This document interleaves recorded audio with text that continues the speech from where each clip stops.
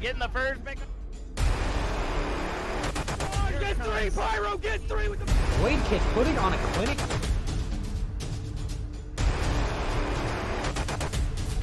14 down. Oh!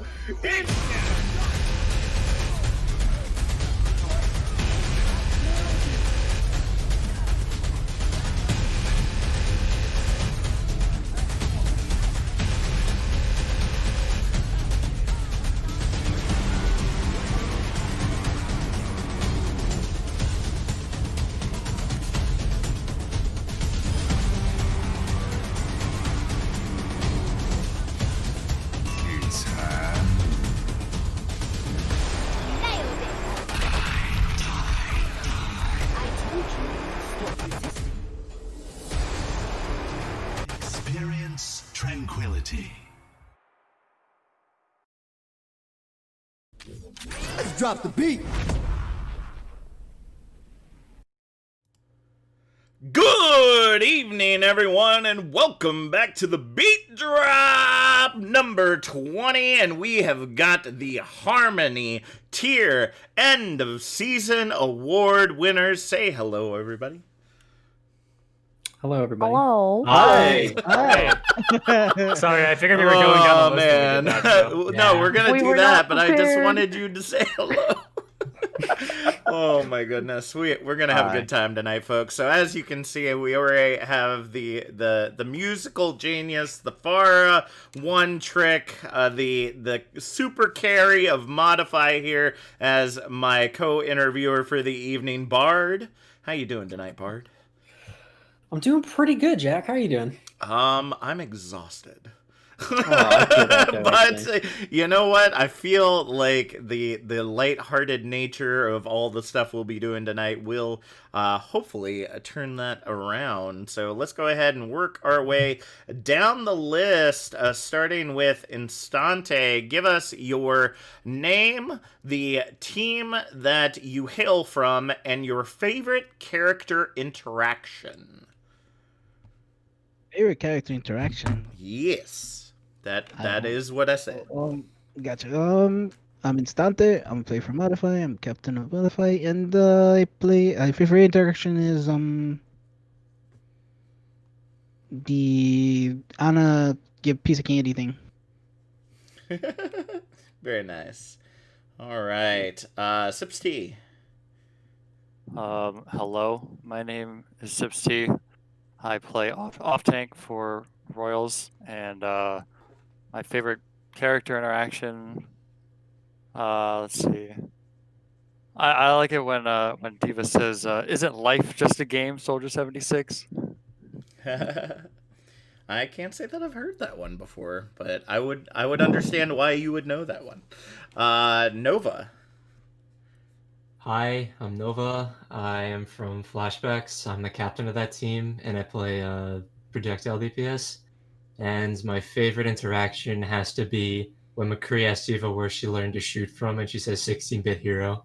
Nice. All right. And Caden will be interpreting for Yoon this evening. So, Caden, do you have Yoon's introduction? I do. Nice. He said, "Hi, I'm Yoon. I play from Pantheon, and my favorite character interaction would be Diva and Lucio talking to each other about getting each other's autographs." Nice. All right. Wit.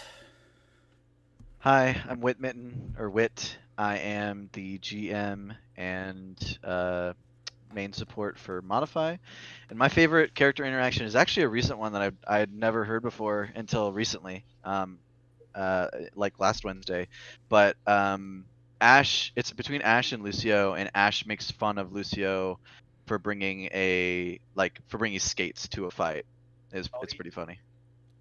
I mean, if you gotta get around the area quickly, what are you gonna rely on? A shotgun exactly. or a pair of skates? Yeah, I she mean... just uses the gun to fling herself different places. That's kind of exactly. Plus, if you were any normal person, you'd probably like break your arm trying to do that. So, right. I mean, that's kind of Exactly. Come on, Ash, get with the picture here. All right, Yojimbo. Hi, I'm Yojimbo. I'm the flex support, captain, and GM for Pantheon. Personally, my favorite interaction is between Ana and Lucio, where Ana goes, "Youth is wasted on the young," and Lucio's like, "Have you seen my schedule?" You know what? I know some of the schedules of people around Tranquility, and I feel like if Anna said that to them, they'd be like, are you serious right now? Come on. Like, this is nuts. Oh, man. All right. Vila. Hello, I'm Vila. I am the GM and head coach of Jetpack Cats. And my favorite character interaction would probably have to be between Tracer and Widowmaker. It's a pretty old one where Tracer asks Widowmaker what she's looking at, and Widowmaker, in a very disgusted tone, says an annoyance. All right. That actually is a good one. And Caden. That's so mean. Hi, I'm Kaden. I play on Maelstrom as main tank, and we did interactions on our Maelstrom BeatDrop actually. So I'm gonna do a different one. This would be like second favorite one. It's still another May one because May. May is Bay. And it's it's between May and Zarya, and May asks Zarya. She says, "I don't understand how you can fight in the cold wearing so little." And Zarya says, "I'll tell you my secret if you give me your coat." Zarya might be a little chilly, just saying. Not doesn't show it, but might be. All right. Well, thank you so much, folks. And I know that y'all might be saying, well, with all these teams on here, why are you showing the Jersey Boys versus Phantasmal video? And, well, that's because it's just the most recent Harmony tier video. So don't get your panties in a bunch out there, folks. All right. And also, we do have one other player that is not here with us, and that is Lord Thuggington, voted most improved this season from Get Off My Land. They will not be attending tonight because they got a sick kiddo. And as a dad myself, I know that that duty always comes first. And don't you dare laugh for me saying duty, folks. Don't you dare.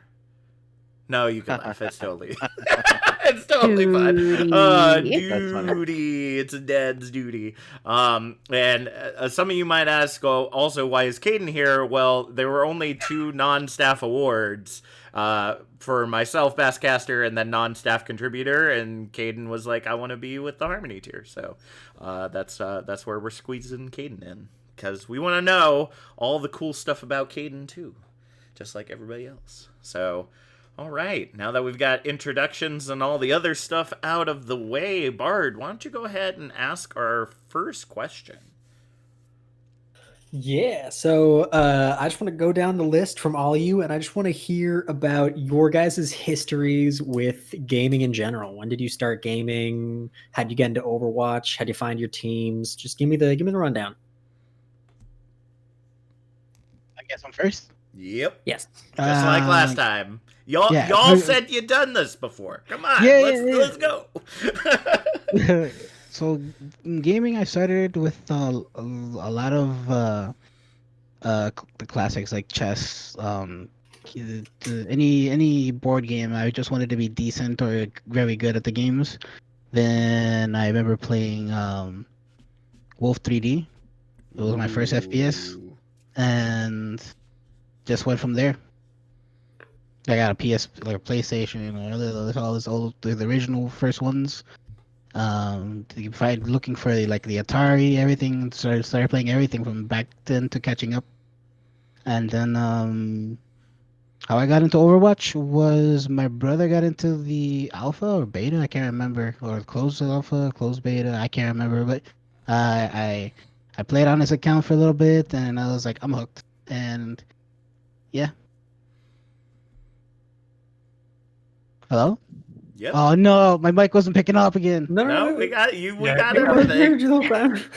Bard's a little rusty. I've done like 19 of these, so yeah. I've done exactly 0 this season and yep. like 5 last season. So yeah, thank you. We can go to Sipsty now. How did I get into gaming? I got a GameCube when I was like 7 or 8. I know like Captain Jack's probably like, oh my god. But I mean, I started out. You can watch the Discord VOD for this one. The Discord EOS is where I did mine. But I started off on Super Nintendo and Sega Genesis. oh yeah, I mean, definitely yeah, an upgrade from where I started. yeah. I mean, I had to wait until like I was almost like 10 years old because I had strict parents. But like, I played a lot of RPGs. I wasn't allowed to play shooters. Overwatch is actually the first shooter I ever played seriously. I got into it because Dire Raven, my girlfriend, just bought it and said it was really fun, and she coerced me into trying it. And then I just enjoyed playing like Mercy and Bastion because I was bad. Okay, So- weird follow-up question. Did you have the Teenage Mutant Ninja Turtles game on GameCube? No, I did not. I'm Okay, sorry. I can't remember which one it was, but it was one of my first ever console games, and it was incredible. My first ever game was Sonic Heroes. Oh. All right. Kind of cringe. Wow. Yep. Okay, Nova, you want to run us through? My first, how I really got into gaming was you had a DS was like one of my first like big things. So I played a lot of Pokemon like Black. I played Pokemon White, Black 2 and White 2. I played those games a lot. How I got into Overwatch was I originally got into the game around 2017, around when the second World Cup ended. I just remember seeing clips of like Jake on high ground and Soldier and just like popping the fuck off, and that really like inspired me. So I got the game on Xbox and then eventually switched over to PC. Jake, the inspiration. All right, Caden, do you have Yoon's answer ready for us? I do. Okay, so Yoon says I played games when I was younger on the Xbox 360, like Minecraft. Yes. Yoon is my favorite, as if that wasn't already clear. Right. And then she said in high school, her friend showed her some Overwatch gameplay and she loved it. And that's how she started her addiction. And you joined Pantheon because of my Caden's community and meeting Mazen and Shammy through it, who trialed her. And then, now she's on Pantheon. So fun story, and Yoon can't talk, so she can't stop me from telling the story. But after Pantheon was knocked out, Yoon told me she was taking a break from competitive Overwatch, and that lasted 4 hours after she told me that. She was playing Overwatch again. So that sounds about right. She hit me the DM with a XD smile. Wait, you want to give us your history in gaming? Yeah, so I started out as like a huge Nintendo kid. I had the pleasure of having two older brothers, so we had an N64 in the house. We had a GameCube. So my first ever game was actually Super Mario 64 on the original N64.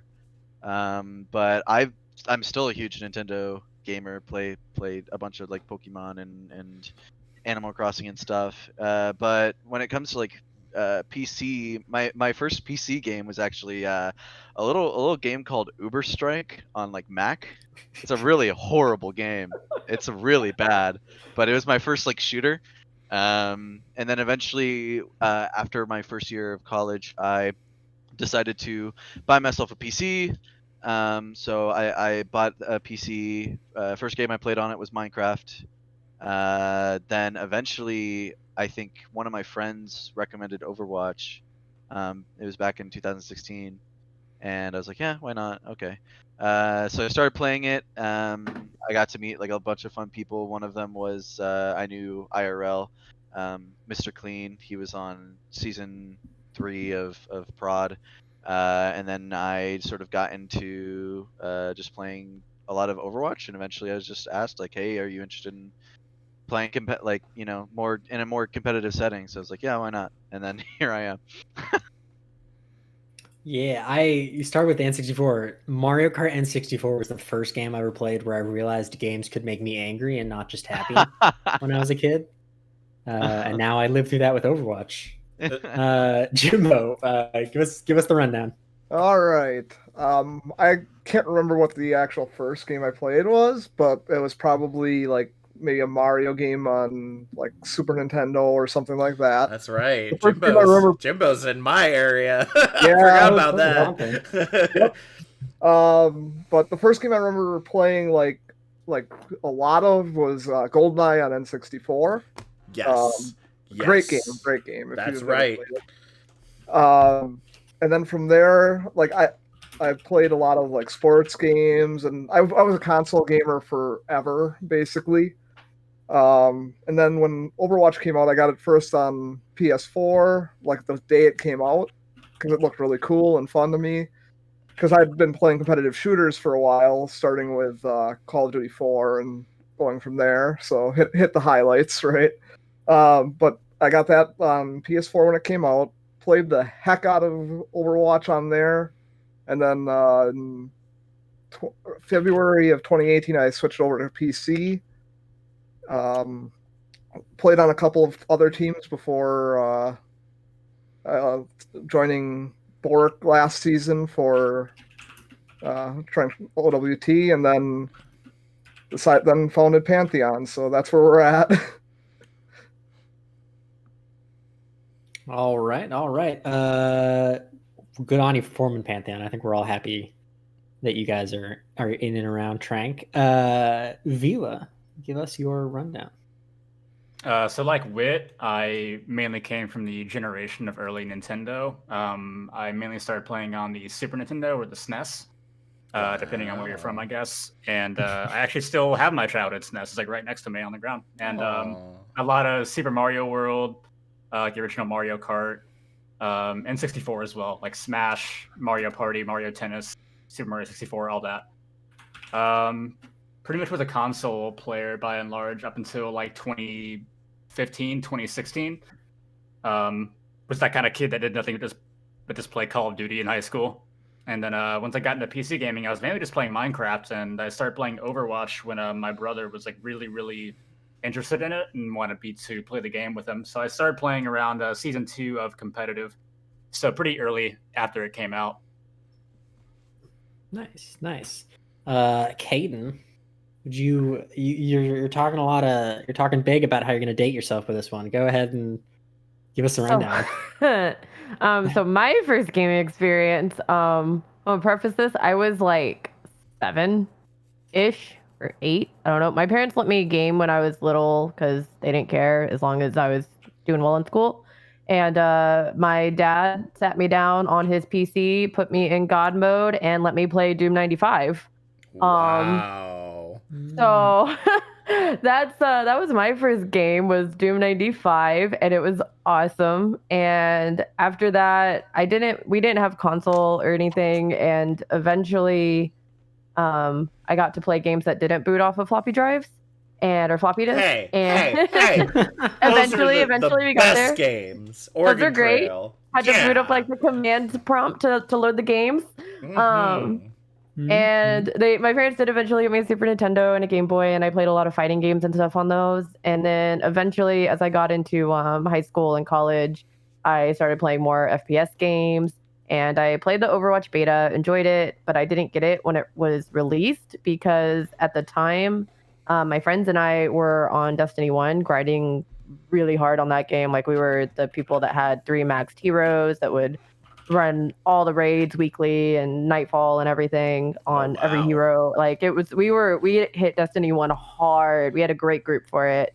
And eventually I got it when it went on holiday sale, because one of them did get the game, and he was like, y'all need to come play this. We needed another game to play like when we're done doing all our raids and stuff. And so a bunch of us got it when it went on sale, and we played it every now and then. But then when Destiny 2 came out and kind of flopped, and we maxed everything out we wanted to do, I pretty much only played Overwatch, and then Overwatch League started, and there was a Dallas team, and that's kind of been my life now. Saying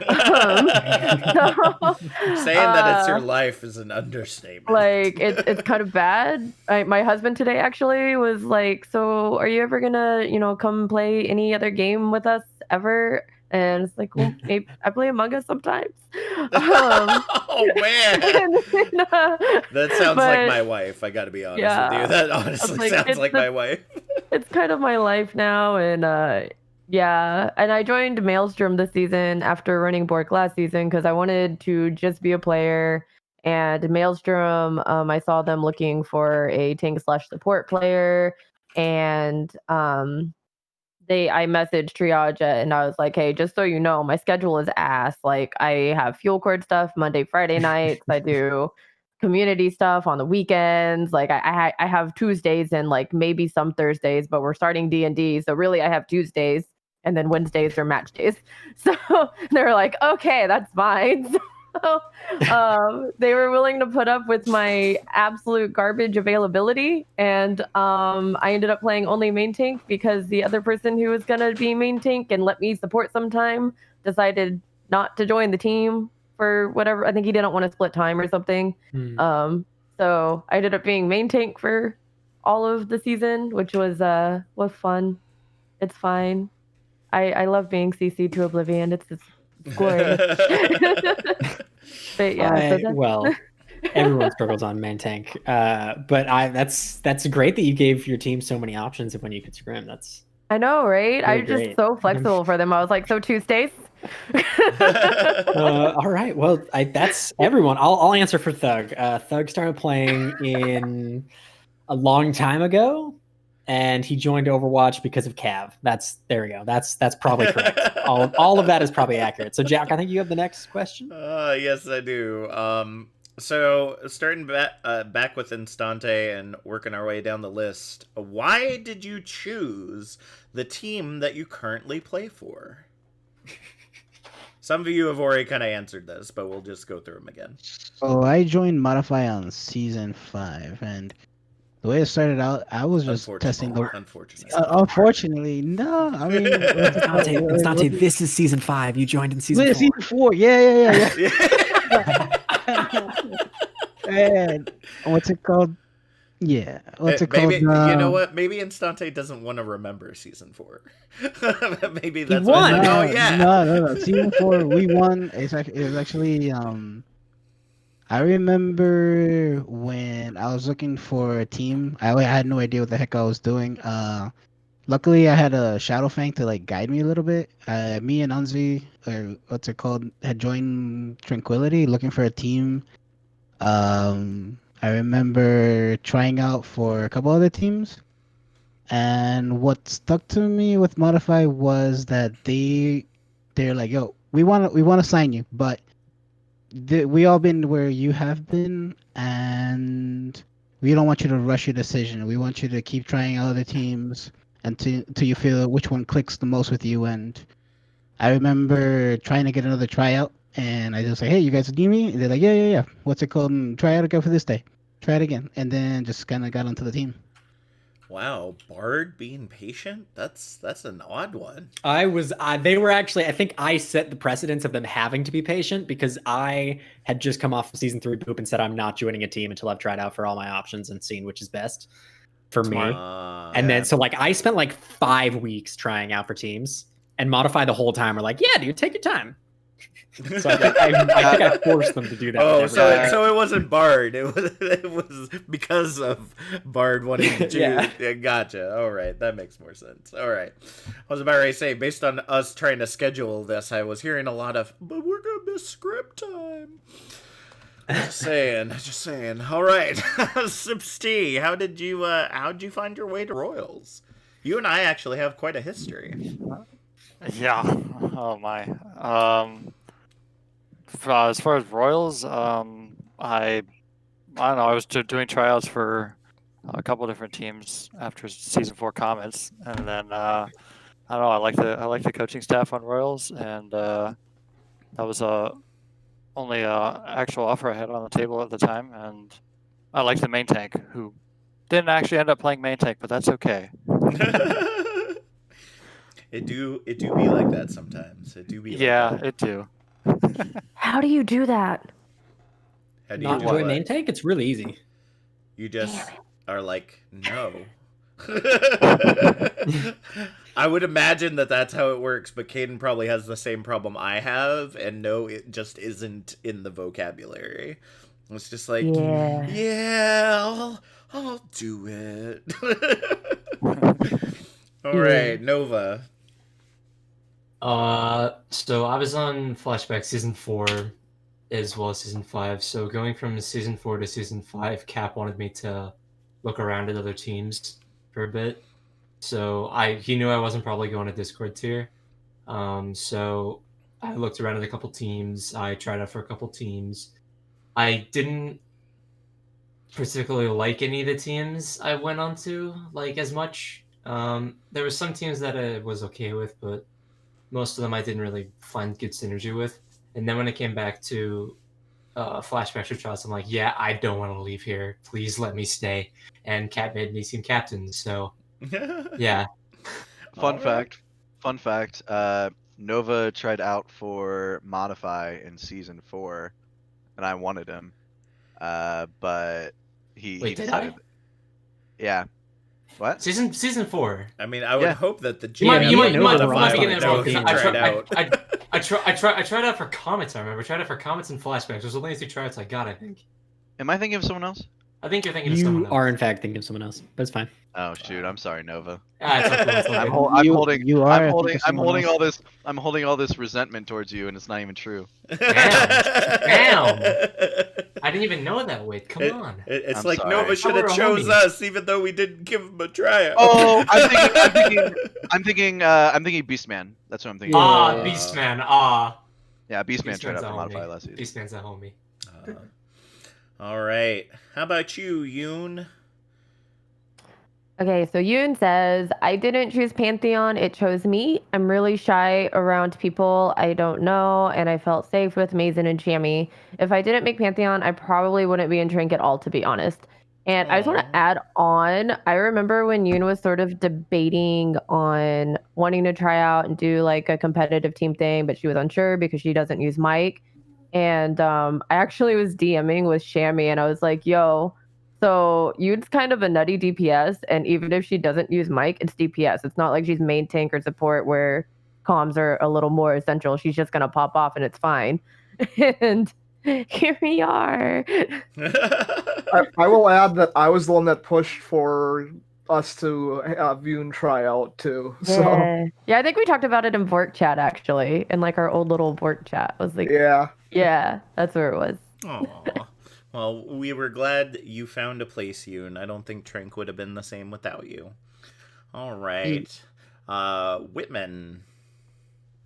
So I, like I said before, I was sort of IRL friends with a player on Prodigious in season 3, and I filled in for like one game, like as a ringer. I had no idea what was going on. I played Mei the entire time because it was the only DPS that I was good at, and still is the only DPS that I'm good at. Just to clarify. Mei is Bay. Yeah. But yeah, I just played like I just was a ringer for one game, and they're like, hey, like we're thinking about making a Harmony tier team going forward. Like, would you be interested in sort of like heading that up and being on that team? And I'm like, I mean, yeah, but I don't really want to play DPS. And they're like, oh no, we don't expect you to. Yeah, I was a silver playing like ringing in a Discord tier team or game, so it was kind of overwhelming, but I really loved how like competitive it was. So that's kind of what made me stay. Yeah. Nice. We did win. I carried our team to victory. Nice. Pulling a Mr. Yeti undefeated in Discord tier. That's undefeated in Discord tier. You're right. There you go. All right. You, Jimbo. How about you?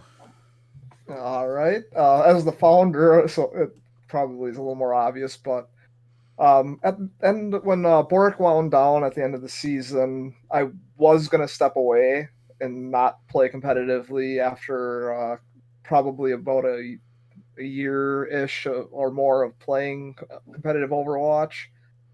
But like shortly before the season started, I kind of started to get that itch again that I wanted to keep playing.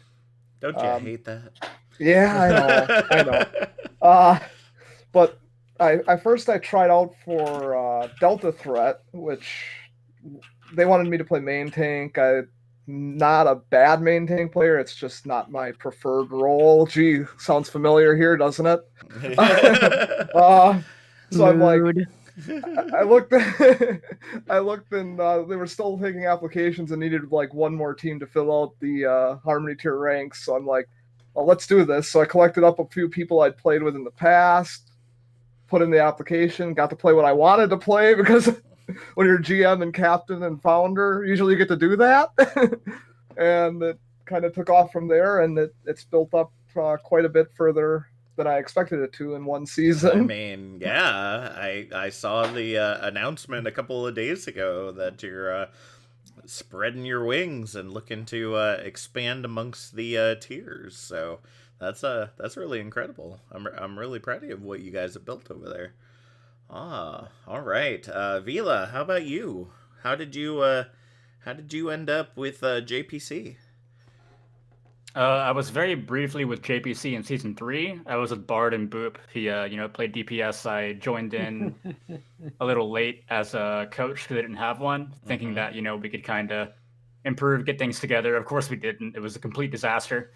And about like halfway through, I was really demoralized, and I left, and I became a support coach for JPC. And I think like a week, maybe like 10 days later, I wanted to like go back. I didn't want to quit on the guys, so I went back to Boop, finished out the season, and then pretty much like a minute after our last game, when all of us quit en masse, I decided I didn't want to coach. I wanted to play a little bit. So season 4 comes around. JPC was the first team I tried out for. I just kind of worked pretty well with them. They seemed to like me, so I went with JPC. Okay. Played out the season, and then I flip-flopped back at the end of the season. And I was like, okay, now I want to coach again. I don't really want to play again because I was really burnt out playing Diva and a Mei meta. Yeah. Really killed it for me. I wasn't really a tank player. I wasn't really a tank player originally either. I was mainly like a Tracer Sombra specialist in the very, very beginning in Overwatch, and then like I was a support player for an extremely long time. And then pretty much right at the start of season 4, I just transitioned to tank, like right there at the beginning. So I went into that season having just never played tank like at all. Interesting. And then so right after the season ended, pretty much all of them moved up to the Discord affiliate Flying Lions that they created, and it left pretty much everything open with JPC. So I just took over as the head coach. Mish was still the GM, Michelin Man, but he got a little burnt out. So shortly into the off season, I took over as GM as well, and that's just where it stayed. Wow, awesome. Well, JPC's still running at it, so you obviously are doing something good over there. All right. I think so, yeah. And Caden, how'd you end up with Maelstrom? So I guess I accidentally entered this in the last one already, but to summarize, I chose Maelstrom because they deal with my doo-doo schedule, and they also enable my yeeting Reinhardt gameplay, so that's kind of awesome. Not yeeting, just dive, Ryan. It's the new meta that hasn't caught on yet. Oh no, I legit just yell yeet and go. Oh my god. I just go. It's either intentional and I yell yeet and go, and either it's a good yeet and they're ready for it, or it's followed up with Caden, no, and confirm. So, and I know I meme on like playing main tank and like it's annoying and whatever, but honestly I do enjoy it, and it works with my gameplay and the fact that I generally just talk a lot in game, which is part of why they were like, you do a lot of calling, so we're gonna put you on main tank, and I was just like, okay, I live here now. So it'd be like that. But and now I have to ask the important question: how have we not heard one of these Caden yeets on the comms check yet? I think because it's usually covered up with a bunch of cussing, and I'm too lazy to edit it out.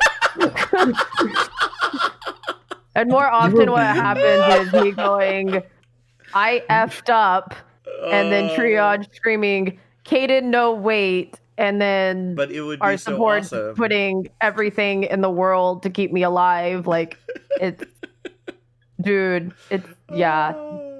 My team does so much to make me just not a bot. It's great. Caden is willing to edit a modified clip to the point where it is no longer funny. But won't yet edit her own clip. Hey, Insante, I found a new team for you, man. Oh god! Oh no! I've spent half of this season telling I just got that. Oh my goodness! It's no, not so early, much that they let me charge as I just do it, and they've just sort of come yeah, to recognize that Yeah, it's early- gonna happen, and then Dim just yells at me later. yeah, no, Took us so long earlier to in break, Scrim. PogChamp of that. I am better about it compared to the beginning, but I very much do still do the over aggressive, greedy charges. 'cause I feel they're like funny. Triage is like one of those players that's like, hey, where's Caden? And you just look down the freaking Eichenwald bridge. You see I've the done that to enemy our team, DPS a couple times. and Caden's all the way in Yeah. their back line. Like, I've done that to our whoa! DPS a couple times. It's great. They're like, okay, so we're ready. We're gonna flank. Caden's already here. I'm like, hi. Leroy Jenkins. All right, Bard, you got the next one. I do. So I want to know, starting from the Stante and going down, I want to know, how have you as players improved over the course of this season? This season or just it doesn't even matter. I This guess season, last season, no, yeah. it's just over this season. So we already knew that you started this season only hitting shift. So how have you improved from there? Being able to predict a lot of my enemies' movements, like I just pick up the patterns and I just abuse it. I don't know. Wow, picking up on an enemy's patterns is really unique. I would say that's not usually something that you'll see a lot of, especially in Harmony tier. That's really big brain instante. Yeah, Sipsty, how have you improved this season? Okay, this is probably gonna sound weird, but this is like the first time in like 2 years of playing competitive Overwatch that I think I've gotten any better at playing Zarya. I hate playing Zarya so much, but like I feel like I got slightly better. Like I'm still a one trick, but it's slightly less so. Understandable. I mean, when the Sips bombs are that good, I mean, do you Overwatch really need to requires play? one tricks. Like, do you really need to play anyone else? I mean, I don't know. I keep telling the coaches that, and they tell me and no. they're like, no, you can't do. Like, technically, gotta play you're Zarya. supposed to like Fine. get good at other heroes. So, Nova, what about you? How have you improved this season? I think the elo speaks for itself.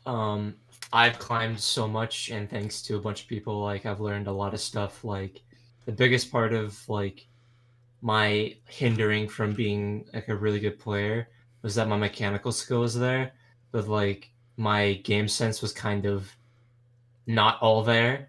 So sometimes you'll just see me go for stuff that like makes absolutely no sense. And I'll just tell you, you know what? I didn't really know what I was doing. I wanted to get kills there, and it doesn't always work.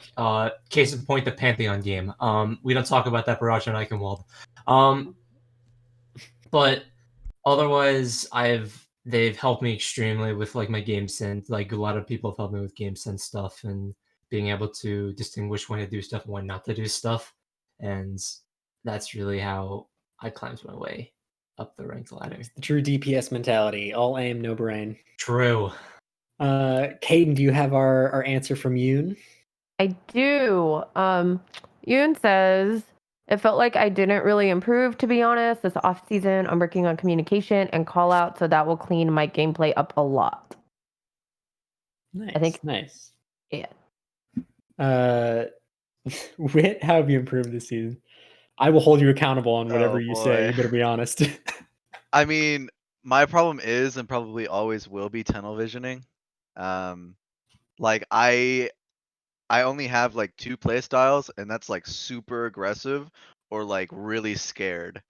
And it's like it literally can just like switch on a dime. But like finding that good like in between of like just being like observant and like trying to see like actually what's going on instead of just like tunnel visioning and either like being like scared, like backing up, or like it's knowing like the good balance in between. And I think I've slightly improved, although I still obviously have an issue with it.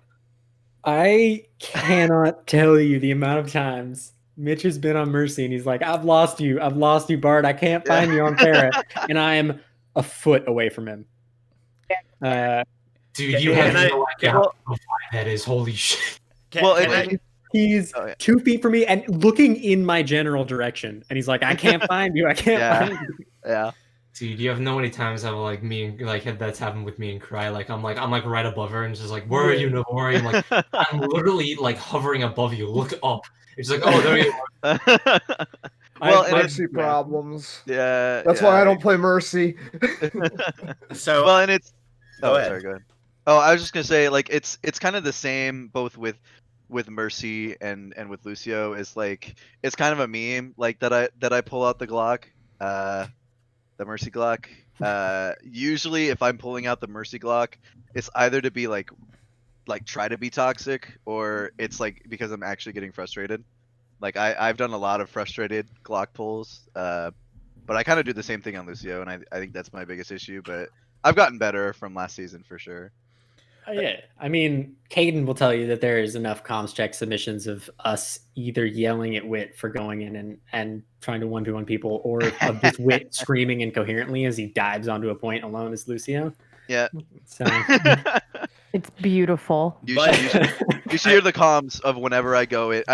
Whenever I go in with the Mercy Glock, I either don't say anything because I know that I'll be yelled at if they figure out what I'm doing. Or you're incredibly toxic. I'm incredibly like yelling. And, yeah, like, it's yeah. very toxic. There's a reason that he's the only one I worry about being openly toxic on our team. Okay, Jimbo, Anyways. Okay. how have you improved this season? Definitely the number one thing is alt tracking. I like at the end of the season for season 4 with Bork, I was starting to pick that up a lot, but like this season I've started to do it very consistently. And like even in my comp games, I noticed that I'll actually be tracking alts without even really like thinking about it anymore, which is nice because it helps a lot. So that would be the primary area for me. All right, cool. Vila, trickier to answer as a coach, but how have you improved this season? Yeah, I was gonna say, since this is more relevant to coaching than playing, I think just by design it's gonna be a little more boring to talk about. But to actually answer the question, a lot of my improvement would come from last season as opposed to this season. I think, to be honest, when I was with Boop in season 3, I didn't have like a lot of experience coaching, and I think I was really in out of my depth. I don't think at that point I kind of embraced toward like the later half of the season that I didn't like really know how to be a coach, and I was trying to figure it out as I was going along.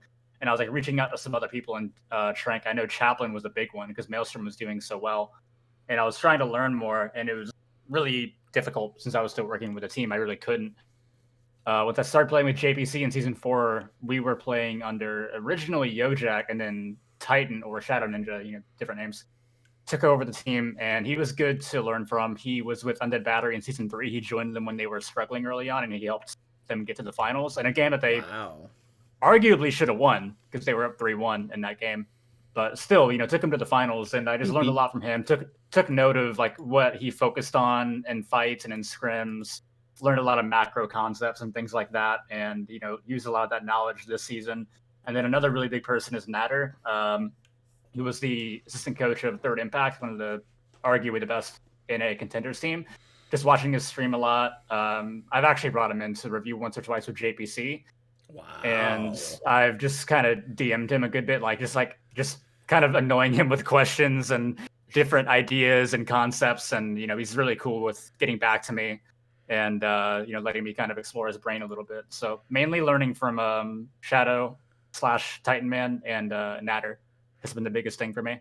Holy crap! Awesome. Vila got the connections and pulling in the big No, we're not guns for friends. JPC. Like, Holy it's crap! not like that, but but you're he's still just- connected. Like, holy crap!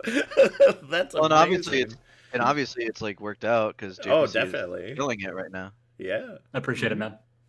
So, Caden, you've already answered this question, but go ahead. How have you improved this season? Okay, so I yeet less. But honestly though, I'm a lot more patient with my cooldown usage, whether that's which I guess that applies more so to Monkey and Orisa, which got significantly less playtime as the season went on because the metas are garbage. But I've been better with cooldowns and shield health and things like that. I know like on Bork especially, I was still fairly new to Rhine.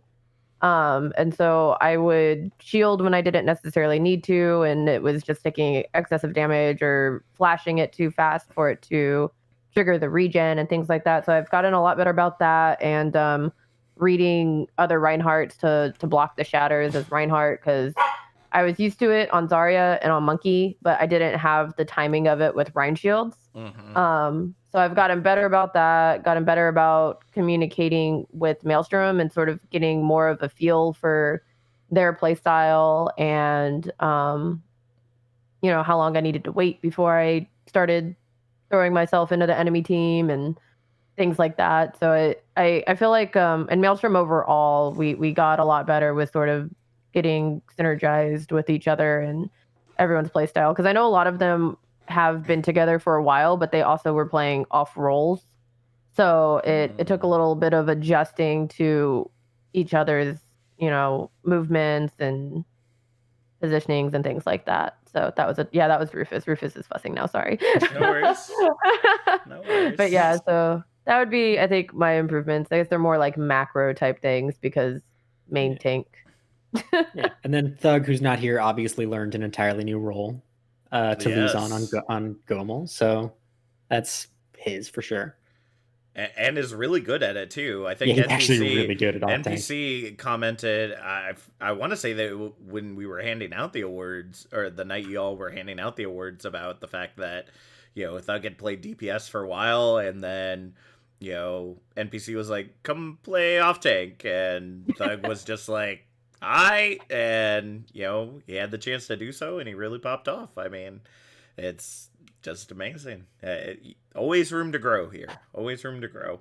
Last thing I want to say before we move on, Wit, I want to thank you for encouraging me with your statement. If you mess with the doc, you get the Glock, because I have pulled out the Glock 3 times this week when I don't play Mercy at all. Yeah. And it has been very successful, and man, I felt that rush so bad. Yes. Oh, man. Oh, it was so good. All right. Sorry, Bard, for encouraging Wet to go totally rogue. I'm just mad you gave him credit for that statement. I mean, I know that it wasn't him. I know that that's been the statement for a while, but I mean, it was after hearing it and then experiencing it after. Like, I got to give Wit some credit there. All right, so our next section is called "Would You Rather." This is something new that we've been trying, just because the previous segment didn't really seem to fit with what we were doing with the award winners and whatnot, so we threw this one in for the funsies. My 4-year-old decided to get into a real game, which is called Would You Rather, that has many different questions, many super odd questions that you would never think that you would have to answer, but they included it in this game, and so I threw them in here, and then we made some up. So we're going to go ahead and start off with a relatively simple one. Could be something that could actually happen in your real life. Would you rather, starting with Instante, have a photographic memory or extrasensory perception, or ESP? I already have somewhat of a photographic memory. Like, I can remember a lot of things. Like, sometimes we're talking stuff with my mom, like old stories, or we just like bring up some memories, and she's like, "How can you remember that? You were less than 2 years old. Oh my gosh!" And I'm like, Wow. "I don't know." But sense, I mean, I don't know. I used to practice martial arts when and during martial arts classes, our sensei had us practice using our senses a lot. Okay. And instincts, so I'm pretty good on those two. But if I wanted to choose any, it would be sense. More sense. All right. How about you, Sips? I think I'll take the ESP. I don't want to have to remember all the embarrassing moments I've had. Wait, ESP, I could probably turn that off. Photographic memory at all the wrong times, right? Yeah, exactly. It's like, crap. That would be me. That would be me for sure. I feel that. I feel that real hard. All right, Nova, how about you? I'd probably have the sensory stuff. That sounds way more cool than having a photographic memory. I mean, depending on how educationally focused you are, it could be really helpful. But yeah, I would definitely give it to the ESP as well. Yoon, how about you? A photographic memory or extrasensory perception? Yoon says, I'll do the memory so I can remember Mazen's coaching. Commitment right there. All right. Wit, how about you? Can I have a better PC? That's Is that allowed? That's not part of the question. I'm not for certain how that's going to Just help use you. ESP to speak to dead people and exploit other people into giving you money for Find it. their buried treasure. Ah, there you go. See, I think it should work like that. Yep, ESP. That's all I gotta say. I'm pretty sure that's not how ESP works, Bart. But if you all want to interpret it that Whatever. way, very well. Mob Psycho, right? Like, I want to be Mob Psycho. That's why. All right. Jimbo. ESP for sure. I don't want to remember everything about stuff. I already remember too much as it is. All right, Vila. I think this is one of the easier would you rather's I've ever heard. I mean, you have photographic memory, which is, to my knowledge, like a fairly normal thing that a lot of people have, or ESP, which is like a full-on supernatural thing. So I'm taking ESP. That's way cooler. All right. And Caden. So when I hear extrasensory perception, I'm allergic to so much stuff. So I don't want that hidden. So I want photographic memory. All right. So I can just remember things. Also, I really want to learn Korean and do that. So that would be really helpful. Nice. All right. How about you, Bard? We're going to play along as well. You want a photographic memory or ESP? I was going to say ESP, but Caden brought up a really good point in that I would say that one of my biggest weaknesses in terms of things that I would like to do is I can't learn languages.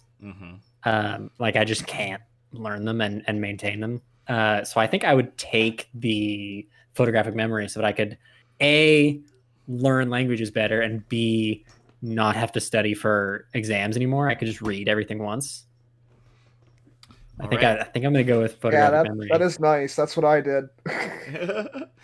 I will say, as someone who does research in the family studies area, it actually makes sense that you have a hard time learning languages because the time in which people best learn languages is between the years of 0 and 7, and it's extremely hard to learn languages after that 7-year cut off. So that is why you're having a hard time. And I would also go with the photographic memory, but that is because some people might not know this, but I suffer from really bad depression. So one of the side effects of depression, or I guess one of the main effects, is that it takes up, if you think about it like a computer, it takes up a lot of RAM and memory in your head. And so I forget a lot of crap. And most of the time, it's all the good stuff that happens in my life. So with a photographic memory, I would be able to remember all the awesome things that I've forgotten over the years, as well as not letting my kids get away with stuff that I forgot, because they say they remember and I forgot it. So I'm not for certain if what they're saying is true, and they're just trying to get one on me. So all right, Bard, what's our next question? So I have the next would you rather, and this is also for everyone. Would you rather be a Cyclops, meaning you have one eye, not that you shoot lasers like the leader of the X-Men, or have a 6-foot-long tail? It's not there? Like, do I want a big tail or do I want the Cyclops? I think I would just go with a Cyclops. Okay. Oh, okay. Sipsty, long tail or Cyclops? I gotta go with the long tail. I'm not losing my depth perception. But you can hide the tail. You'll be fine. It's 6 feet long. Hey, just like curl it up like a whip. Just wear it like Goku wears his when he's a kid. Exactly. Yeah. There you go. Now we're getting somewhere. If you wrap it around, it just looks like you got a big old booty. Yeah, it's basically just a belt. No, would you rather have a 6-foot-long tail or be a Cyclops? I personally would rather a Cyclops. It's just my personal opinion. I do not like furry stuff, so I know people do like that. I don't. Miss me with that. So Cyclops, please.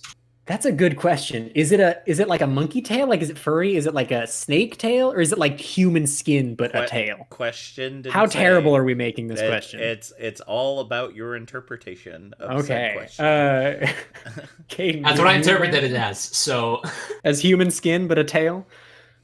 Because that sounds terrifying. I don't want that. I'm thinking like a Ew. monkey tail. Okay. Yeah, let's Caden, assume it's a you monkey. said tail. Caden. It's you. Oh, sorry. Yes. Yeah. Yeah. Yoon says I want a tail since it would make me taller if I balance on it. Nice. The tail would be taller than Yoon. That's right. Wit. 6 foot long tail or Cyclops? I'm not gonna lie. I think it'd be kind of dope having a 6 foot long tail. Like, especially if it's like a monkey, because like monkeys can like wrap it around stuff and like swing on stuff, right? Mm-hmm. Yeah, it's prehensile. Yeah, that's what I want. I want to do that. I don't want to sleep in a bed. I want to hang off of a pole. That's where you went with it. Easy peasy pumpkin squeezy. Next. Right. Okay. Jimbo, you going I tail like or Wit's- Cyclops? I like Wit's line of thinking there. I will go with the tail as well. Plus, not losing depth perception sounds really nice, especially if you want to play games.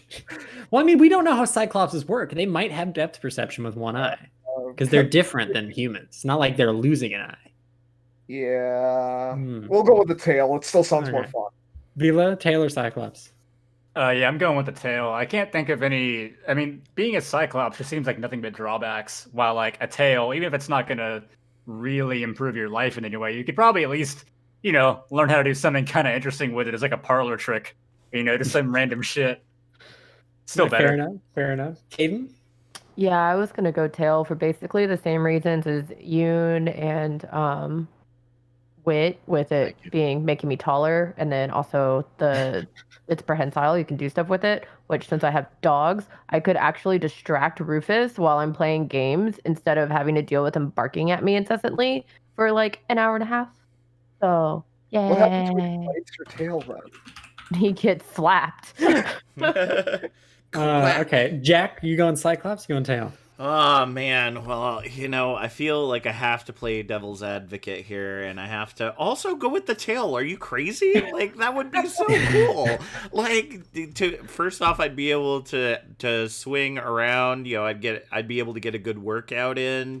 Just swinging around the light posts around my block. I'd be able to play with, very similar to Caden. I could play with my kid without having to work away from my desk. I could do both at the same time, and I think it would just be really cool. Yeah, You guys I made think. the whole.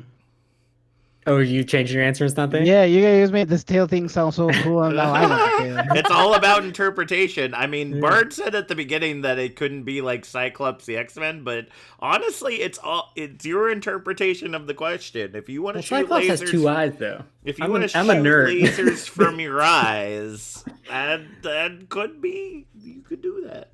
I just don't know what you'd use it for, other than. I think I'm gonna go with tail too, but not for any of the reasons you guys said, but because in most creatures, the tail is used to maintain balance, and my balance is really bad in real life. So I think just having it would improve my balance greatly.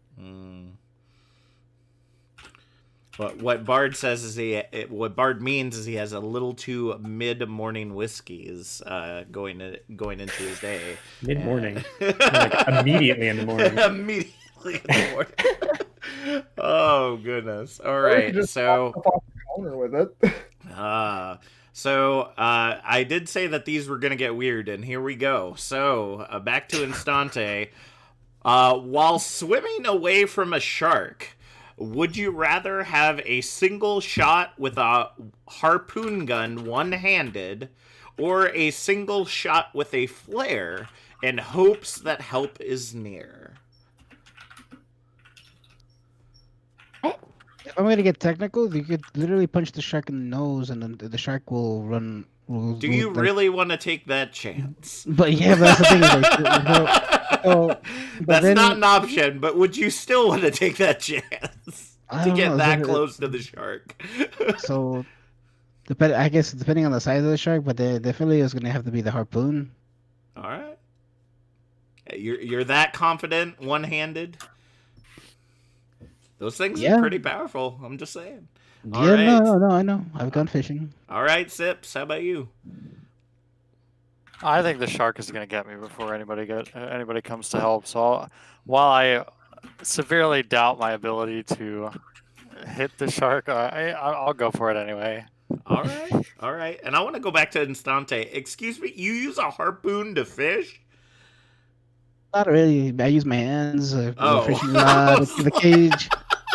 We do carry like Oh. harpoons when we're like sea fishing, but we never. Oh. I never had to use one. But Oh, okay. I was just like, I'm thinking like Midwestern brain here. I'm just like, wait, what?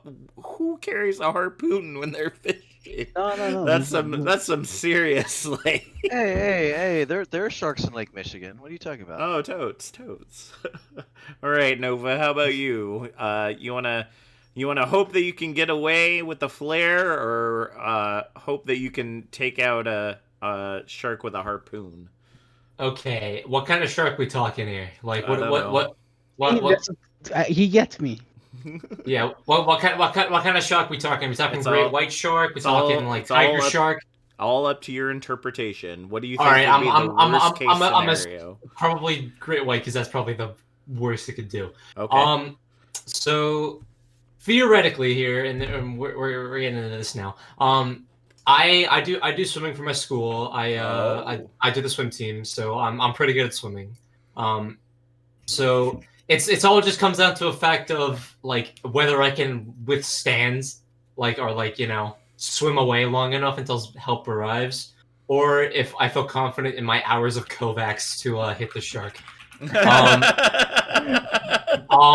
And I think I'm gonna have to trust my hours in Kovacs over my swimming skills. Very well. All right, Yoon. I would point out, he just said he'd swim away from it. Great white sharks swim at 25 miles It does per not hour. specify that Yeah. it is a great white shark. But he chose Can we that just it say would be great great white? white. Oh, you're And right. then they swim at 25 miles per hour. Depends. You're gonna swim that fast. He's gonna use his tail. Exactly. The tail from the previous question to help propel It was a shark them tail. forward. It wasn't a monkey tail. I'm going faster. Wow, a 6-foot shark tail. Well, I guess that would You're make just half sense. shark at that point. Oh my goodness! See, Nova's big brain in it here. Massive brain. Merman at this point. All right. Yoon, how about you? Yoon says, "I'll take the harpoon and activate my inner Widowmaker." Nice. Yoon would get it. I believe. All right. No, you plays Kovacs. Not to say that the harpoon would even kill the shark. I'm just saying, like, you'd have to be spot on to get the shark to get away from you like that. They're really predatory like that. But, whew, all right, y'all really daring. Wit, how about you? I'd give up. I really would. That's not a choice. Like, you have to choose. I mean, you could be like Instante and just punch the shark. I mean, I know that I'm like overthinking it right now, but like, what are the circumstances that I'm even in the water with it? Like, is there a boat? There's obviously not a boat nearby. So did I go like skydiving? I mean, there could be. And I fell into like the water for some reason. You could have. Okay. I think if you're using a flare gun, there's no ship and. There's literally no other context here. I mean, there could be a ship nearby, and you're just trying to get it to come towards you. Okay. I have a question. Follow-up question. Yep. If I were to kill a shark, like in like cartoons, like when you kill like a fish, it'll float up to the surface. Yep. Like if it's dead. Is that the same thing with a shark? Because honestly, I would probably kill the shark. And then use it as a raft. So the way that dead bodies work is that they decompose and then they store up oxygen, which after you killed the shark, more than likely it would float up to the surface, but it wouldn't be like buoyant, I guess. Like it probably wouldn't be able to It's hold your weight. basically like all the air in the shark's lungs are basically still in there until it fills up with water and then sinks. That's how it works. Yeah, dead bodies only float for so long and then they sink. Yep. Yeah, I just give up then. You have to choose. You have to choose one of the answers. All right. Harpoon. So Wit is just gonna shoot the harpoon into the air and give up. Got it. Yep. You're just gonna go down like a Terminator, just like Exactly. thumbs up, just going down. Yep. Exactly. Oh boy. Like Among Us, That's right. Thumbs up. All right, Jimbo. How about you? You going down swinging, or do you think that help is near? Give me the harpoon gun. I'll focus my inner Ana sleep dart skills and go for the eyes. Give a good shh. The adults are talking, and the shark will be like, oh, okay, I'll back off, man. No worries. All right, Vila. How about you? I'm going with the harpoon gun. Like Sips was saying, there's no way, you're gonna pop off a flare and somebody's gonna, if someone even sees it to begin with, that someone's gonna get to you by the time the shark catches up. They're gonna get there just in time to see you get eaten, if anything. But the harpoon gun, y'all are all talking like you gotta snipe the thing from a mile away. I think if anything, I'm just gonna do like Jason in Friday Part 4 and just stick it with the harpoon gun. Then once I've stuck it, then just pull the trigger. Maybe do one of those. Like, I don't know. I think that's what I would probably do. That'd be pretty nutty. I mean, you could do that. All right, Caden, how about you? So I'm kind of on the same boat of Wit with the giving up because I can't swim. So I don't know why I would even be in a body of water that has sharks in it. So for me, I was thinking, I would just get the flare gun and shoot it because fire is pretty and then just call it a day. Enjoy your final firework before the shark eats you up. Even if I were to hit the shark, I would drown. So there's lose for me.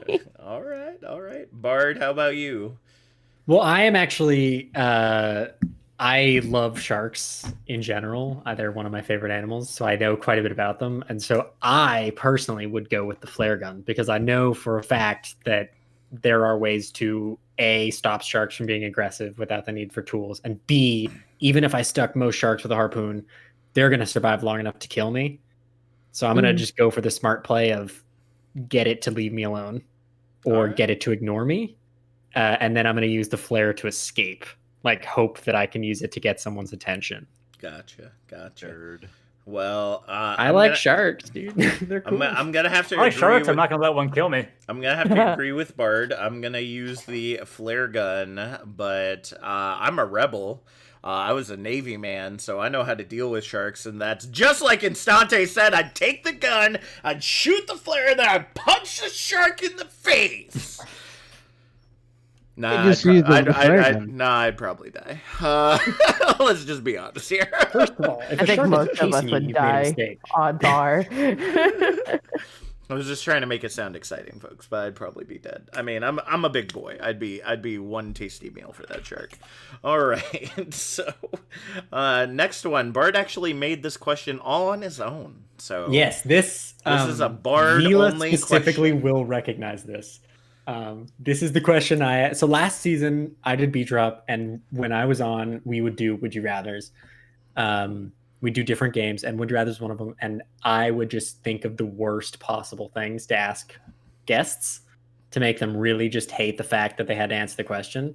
And this one always got the best reactions. So, would you rather only ever play Paris in Overwatch, or only ever play Horizon Lunar Colony? Bard, what is wrong with you? Oh. Instante? Yeah, I'd rather play Lunar Colony. You get to see the stars a little bit. So it's just prettier as a map. 16? Yeah, I think I'm gonna have to agree with Instante there. Like, at least it's like scenic. I don't know. They're both just awful, but and you can kind of play more things on HLC. I feel like I don't know. Okay. Nova, which one would you rather play? Out of the worst map choice, out of the worst map section, you picked the worst two maps. Good job, Bard. Yeah, that's the point. But yeah, I know. But I can't see a reason to pick Paris because Paris is such a dog shit map. Like literally took it out of the map pool and said we're gonna rework this, and it's been a year and they haven't reworked it yet. Good point. Good point. So HLC, you can at least like run some stuff. Like it's a kind of okay map. Like I could see it like in some map pools in some circumstances. It's fun. I can play Torb, my one trick, my secret one trick. And yeah, I have to pick HLC. Okay. Caden, do you have Yoon's answer for us? I do. Yoon says Horizon. I really like that map, and it's nice for dive heroes like Tracer and Genji. Also, the map has food like peanut butter and banana for snacks. Okay. Which one do you guys play? Snackies. How do I put this? Paris is unironically my favorite map in the game. Next. Get out. What is wrong with you? See, that's the thing. What is wrong with you? This was the last time Wit was ever heard from. Someone ban that guy. Someone ban that guy. Lekka, last season, Wit and Lekka actually both loved Paris, and no one else on the team liked Paris. So they would always try and get us to pick Paris when it was in the rotations last season, and we would never do it. No. So here's the thought process. We did the same thing with in stage 1 with Oasis, because no one picks Oasis. So we were like, let's get really good at Oasis. Those are not comparable maps. But no. But like that's the thing is when Paris was in rotation, I think it was stage 2 last season. We were like, okay, no one ever picks Paris, so no one ever practices Paris, no one ever scrims Paris, so we should scrim Paris and we should practice it and like kick everyone's butt on it. And that's what we did a couple times. Okay, I mean, Jimbo. that'd be big brain, but everyone plays King's Row, so. I hate Worst map. Oh my gosh! Thank you, Wit. So Jimbo, can you bring us back to sane answers here? All right. I mean, this is a very difficult choice, but Horizon's way better, way more playable. Good dive map. It's actually not that horrible to play. Paris is just a dumpster fire of a map. Literally, if I had to play that map more than twice in a row, I would probably uninstall. Any Dodgers? Any Dodgers? It was the only map you could play. Exactly. I would literally uninstall the game at that point. I've Q-dodged that map so many times. Dude, you have no idea how many times me and my friends have Q-dodged that game, or that map. Okay, Vila, which map would you rather play forever? Yeah, I think this one's actually also pretty easy, and there is a right answer, Horizon. Horizon still isn't good, but like after the redesign, I think it's still at least better. And Paris, like it's been said by many here, is just a total dumpster fire of a map. And then not only is it just a dumpster fire, but mind you, like the two most really, really well known like comps / strats, even at like Overwatch League level, were Sim TPs and Bastion Bunker. So like if that's what you're going with, you're playing against Sim TPs and Bastion Bunkers every game of Overwatch. You'd go crazy. Like after a day, you'd be in a psych ward. Horizon is open to very many things. Sure, Sim TPs are still pretty popular on Horizon First Point, but there's still a lot more variety. So Horizon. Okay, Caden. Horizon. Paris is absolute trash. Wit is insane. Okay, Jack. Well, you know, Vila said Sim TPs and Bastion Bunkers, and that got me kind of hot. I'm just gonna be frank with you, and I actually really like Paris over Horizon Lunar Colony, so I'm in Wit's boat. I would play Paris all day. I would hunker down on that first point on defense, and nobody'd ever get through. I'd be the best Paris Bastion you ever seen. It'd be amazing. Captain Jack, my respect has gone down. Yeah, I have admin roles here too. Well, I have admin roles here too. I can boot you out of here. You see, I already won the award, so it doesn't matter at this point. So this is more of a psychological exam than a would you rather. But I've got some statistics. So last time I did this, Vila was there, and I kept track of who picked what. And last time I asked this question, the answer was 5 in favor of Horizon Lunar Colony and 3 in favor of Paris.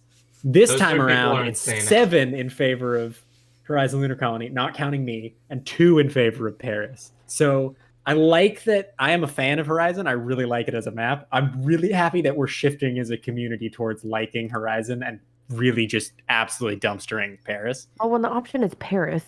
Yeah, we didn't know how good we had it. What if I threw it? Havana's always been the one I'd want to throw in there too. What?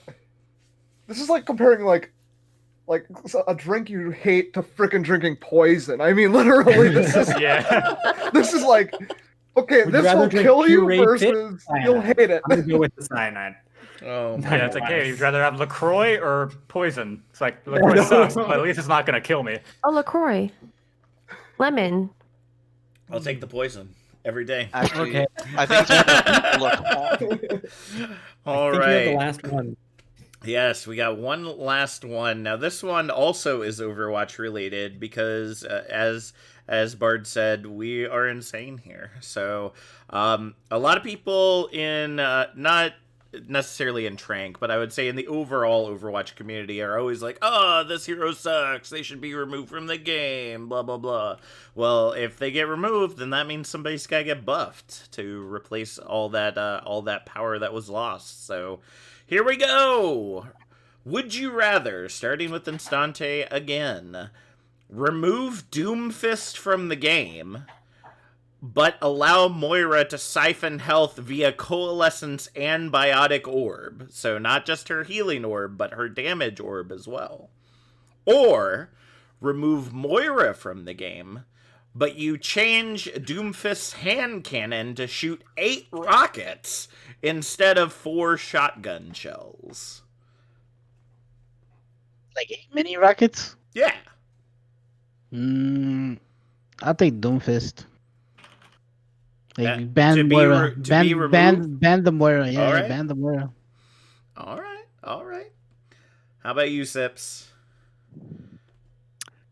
We'll keep Doomfist because he's more fun to play. Like, I could not, in good conscience, consign support players to play Moira only for the rest of their lives. I mean, yeah, that's pretty much what you'd be doing. All right, Nova, how about you?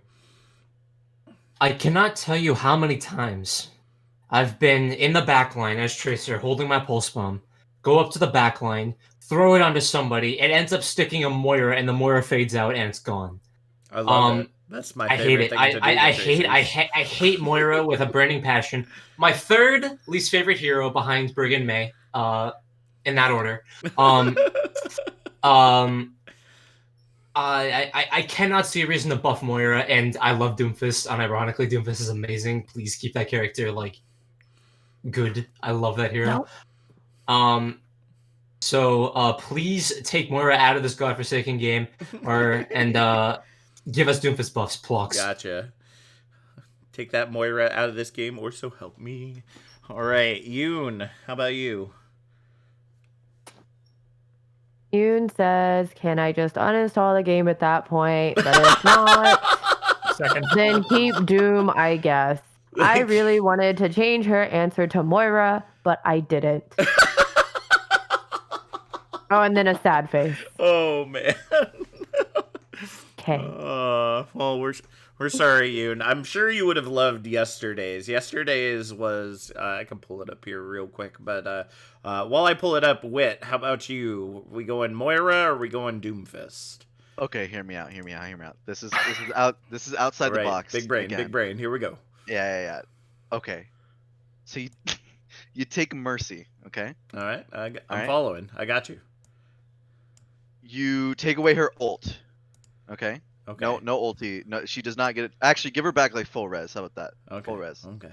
And then you constantly have her fly around, so she's in her ult animation all the time, but she doesn't have the unlimited ammo, right? Mm-hmm. Boom, bada boom. She can kill both Doomfists, and she can kill the Moiras. Easy peasy, pumpkin squeezy. No more said. I become the best Overwatch player in the game. Can I just say what, that what kind of crack are you smoking? Can you give me some, please? Can I say that Wit does so good of not answering the question at all? Just like an amazing job of not answering the question. Well, okay, like legitimately speaking, like I get annoyed with Doomfists, but like I also have like a really high respect for Doomfist players because unless they Why? one trick them. But like, but it takes like, as someone who is like absolutely really bad at Doomfist, I have a lot of respect for Doomfist players because there's a lot of like techs you need to learn. There's a lot of like to be really good at Doomfist, you have to like put in a lot of effort. This So is true. This is yeah, facts. It's a grind. yeah, I always respect like people who are really good at Doomfist, and then like Moira is just like, like I don't know, I don't know. Like maybe like decrease the amount of like healing she can do, but like make it so she doesn't run out of P. I don't know. I don't know. But like I think she just needs a rework, if anything. But yeah, the Mercy idea, seriously. I think I just make Mercy the best tier in the game. Easy peasy. DPS Mercy. Very well. All right. So I did get that up for you, Yoon. You would like this one. Remove Hanzo from the game, but allow Widowmaker to shoot through walls during her ultimate, or remove Widow from the game and add a section area of 5 meters around Hanzo's Dragon Strike to pull in enemies. So too bad you weren't entranced here. You missed the double sniper. Amazing answer there. You said, ooh, the Widow one, by the way. Of course, the Widow one. I I'm a already Widow knew abuser. what Yoon would pick. Are you crazy? Like that's exactly what they'd go for. I love it. All right, Jimbo, how about you? Are we yeeting Doomfist, or are we sending Moira to the trash bin? As a flex support, I take this question personally. I will take Nail Jail over dealing with a overpowered Doomfist any day, or any Doomfist for that matter.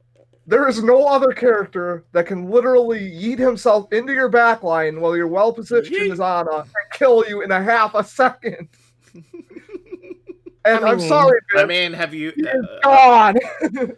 Jimbo, I would like to introduce you to Caden on Rhine. I have a much longer cooldown than Doomfist, though. I'm just saying. I can't charge as much. But you can also yeet yourself into the backline in half a second and take out an Ana in one shot if you here's the problem, get the pin off. I can see the Rhine coming. The Doomfist is just going to land at some awkward ass angle that I cannot see. That is cap, big man. That is massive cap. No, that is cap. I was gonna say if you're playing flashbacks and they're on defense first point of King's Row, you don't see that run coming, okay? No leaks. But yeah. I will. By the way, they hide in that room off on the right side and charge from behind. We don't like to let them do it because every time. All those hacks and everything to get that it's still bullshit. All right, Vila, how about you? At first, I was gonna say Doomfist. He said like he would have 8 rounds and it would be rockets. Yep. So, to me, like when I think of Doom's like primary fire, like it's really only particularly good whenever you're comboing, like off of a seismic and then an uppercut. And if you have like a rocket, like a much slower projectile, it's gonna be a lot harder to hit him.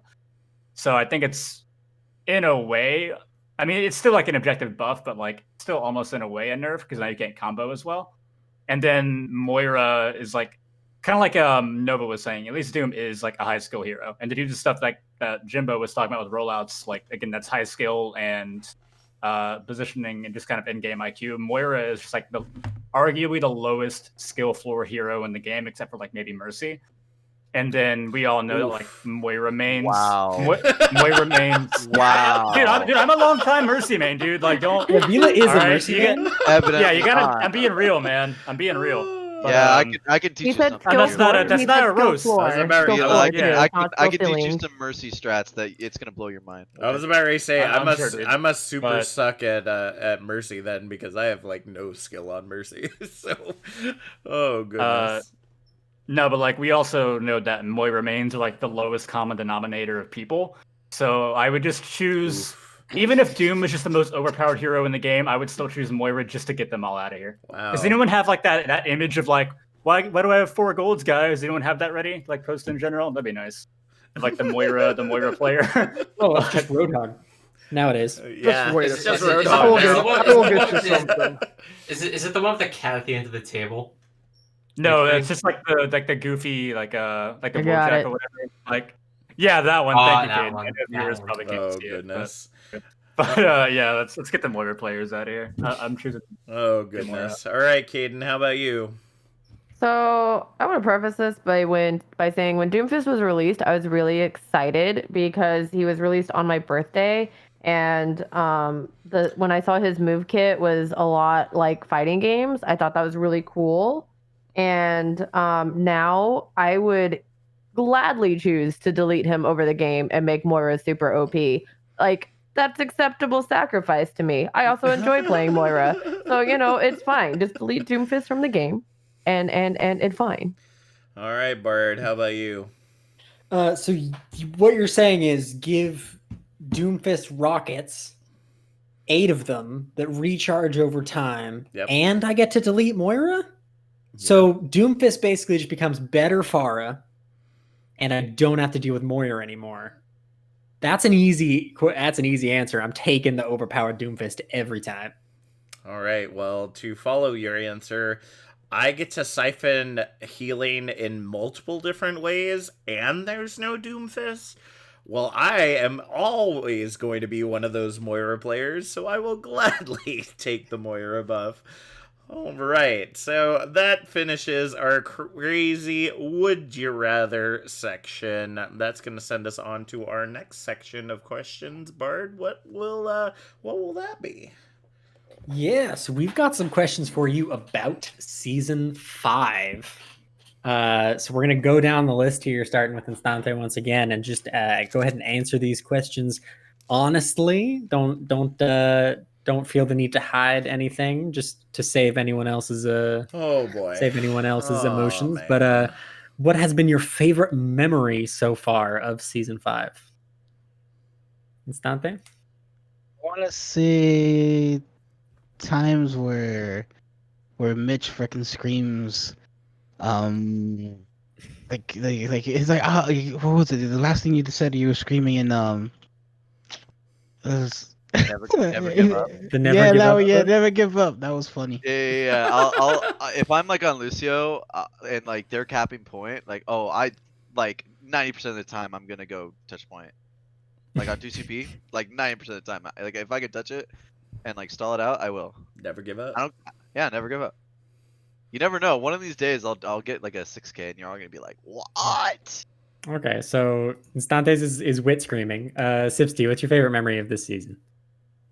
The match against Modify, Royals and Modify. That was good game. That was the best match I've had in Trank so far. Wow. Every single map was super fun.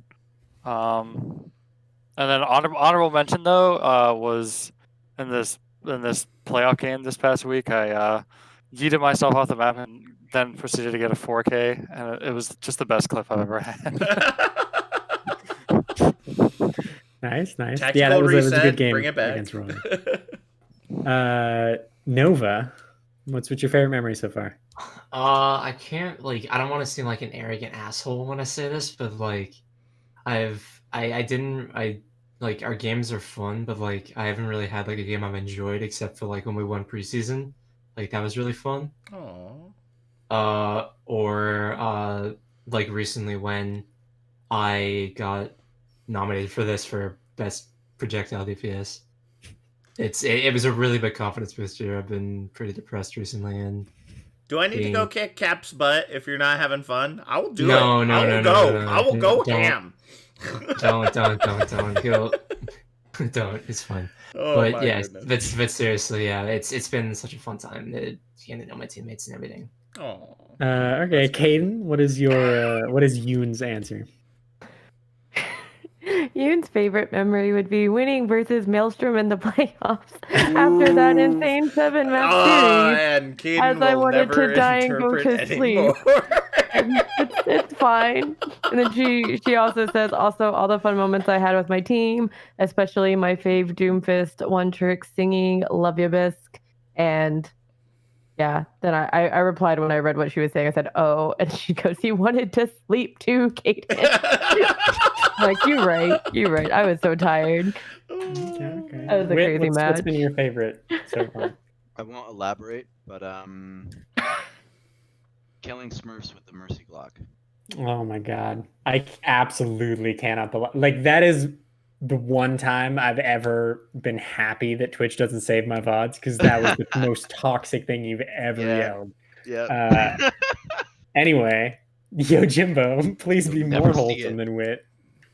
What's your Okay. favorite memory of the season? Hello, bar. Jeez, I'm gonna go with some of the dumb jokes our coach makes during the game. Several of them have made comms checks, but they're just awful, and then we just gang up on him. Nice. That'd be Nice. amazing. Vila, what's been your favorite so far? To kind of second Nova, things have also been tough. So, winning best coach was definitely very satisfying, even though I acknowledge a lot of it is still popularity, just like last season winning best off tank. That's definitely up there. It's also a couple of wins have also particularly been satisfying because like right when we lost in season 4, I immediately started like recruiting and building the team. So like we've been at it for a really long time, like well before the season started, and worked really hard. And so when we know, like, hopefully no offense toward like Yoon and Jimbo, but in the regular season in stage 2, when we beat Pantheon, that was particularly very satisfying and a very happy night because that locked us in the top 2. And then both of our playoff wins that we've had over Miami Yikes and Nocturnal have, of course, also been very happy just because it's the furthest the team has been, been around since season 2, and this has been the best roster. I haven't said this in any kind of public forum or like the team hasn't really heard it, but I was actually going to quit before the season started after I built the team because I was just so burnt out, and I still am.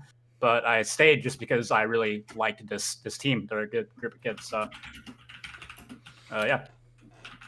Nice. And Caden, last to go. What's your favorite memory of the season so far? For me, it comes from Maelstrom's BeatDrop when the question was, who is the most underrated player on the team, and our coach Dim actually chose me and complimented like my main tank and like I get like what I do to enable a team and stuff. And it was just nice to hear that because of how often like it's memed that I just feed and like just stuff like that. So it was nice to like get sort of the affirmation that I am actually good at the game.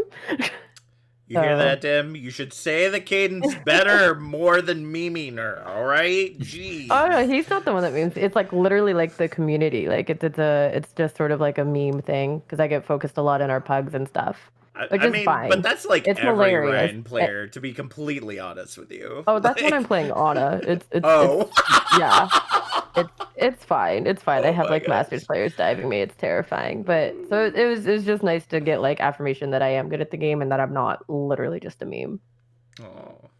Nice. Jack, do you have a favorite fat chatter this season? Well, it wouldn't be a fat shatter. It's the same one I've shared the last couple of nights, and that is raising almost $4,000 for Rise Above the Disorder. That was as someone who suffers from mental illness, that was incredible, especially from such a small community that we are. I actually was talking to a friend of mine that's amongst many of the communities, and we in size we rank around 4th of the big named communities in PC Overwatch in below tier 3. So I thought that was really incredible. It just shows that our not only do we have a lot of great players, but we also have a really great community that goes out of their way to support amazing causes. So that was my favorite memory. How about you, Bard? What was your favorite memory from season 5 so far? Well, I'm surprised neither Wit nor Instante said the perfect stage. I mean, but wow, yeah. Personally, like that was a big accomplishment, but it's not like one memory. But personally, I would say Rialto in general has had my favorite memories because I get to play Widow and I get to shock everyone when I play Widow, so that's always fun. Also, I would really like to play the second and third point of Rialto at some point. I knew it. You would, bro. That's a vibe, bro. I want to do that too. Same with Ivana. We've played Ivana one time. That's not the same. Yeah, score map. Can we not see? We should see another point. All right. So our next question is, starting again with Instante. What is one thing that you have loved about season 5? Now, this can still be like about your team, just like things that you all have done together, or you can kind of spread it out into like how the season was run this time compared to previous seasons. Because I know some of y'all have been here for a while. You know, whatever you want to talk about that happened in season 5. So a little bit going back to like season 4, Mm-hmm. we were all lost in like everything was kind of new. This season 5 is where since it's Mitch Bard and nine, and we're this last season champions, and we just know what what to expect during the tournament, and we just know it's like, hey, this happened last time. So that's been really great to know what to expect. So every time we have scrims where there's mentals off, or we're just like having an off night or everything, we just know that we bring our A game. And the other part was how the synergy of modify from last season is still there with this season's modify. Wow. So yeah, it's just like it just didn't go. It's still there. All right. How about Yeah. you, Sips? I guess I would say the new and I like the expanded number of teams. I think was pretty cool. There was a lot of cool people and teams brought into the community. We didn't get to play them all, which is kind of sad. But like, I think I don't know. I liked the expanded harmony bracket for sure. There was just a lot of opportunities to talk to nice people and play good Nice. teams. Awesome. Nova, how about you? I'm gonna talk about two things. Well, it's kind of a long answer, but um, from this season to last season on flashbacks is completely different. I mean, I don't know if some people can attest to this, but I talked about this a little bit about when we did our beat drop. But Yep. flashback season 4 was a mess. Like, if people like know about the inside of it, it was just a complete shit show. To say the least. Cap had fun. Not really. He wanted to rip his hair out. And going from season 4 to season 5, I was assuming that it was going to be somewhat of the same. Like mental's going to be boomed or whatever. But Cap did a really good job of getting people that didn't tilt and people that wanted to improve. And from that, it's a lot better from last season. And I really love that we can strive to improve. And we haven't lost a game yet, which is showing how good we are. Um, and then for the community, like I love having 24 teams, even though I didn't get to play them all. But having all those many teams makes it much more competitive. And there's so many more teams that could be good that you could play. So it's a lot funner. Or it's a lot more fun. Sorry, proper grammar. We don't care about grammar here. This ain't True. school. This ain't school. You can say whatever you want. Yeah, that's the word I just made up. All right, how about you, Yoon? Okay, Yoon's answer, she says, everything, my team and how we grew, the wins, the losses, and how we got up from those defeats and tried even harder.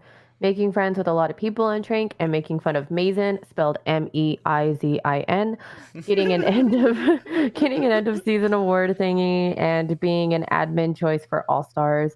Everything has been amazing, and I'm blessed to be here. Thank you, Drink, for everything. Wins are nice, but all the friends I made along the way makes me the most happy. Oh. Heart. Oh. All right, Wit. How about you? Yeah, I'd say that like last season especially, like I was like I memed in chat every once in a while, but I wasn't like super active. Um but like this current season, like I try to like whenever I can like say good morning in chat and like be in conversations, and I've gotten like close with people.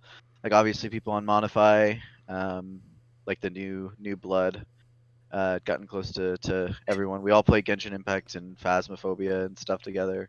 Um and then but also with other teams as well. Like I've gotten to know a lot of people, especially on like potatoes. Love my potatoes. Um People on Pantheon I love a lot of the different people that I've gotten to know, gotten to play with a little bit.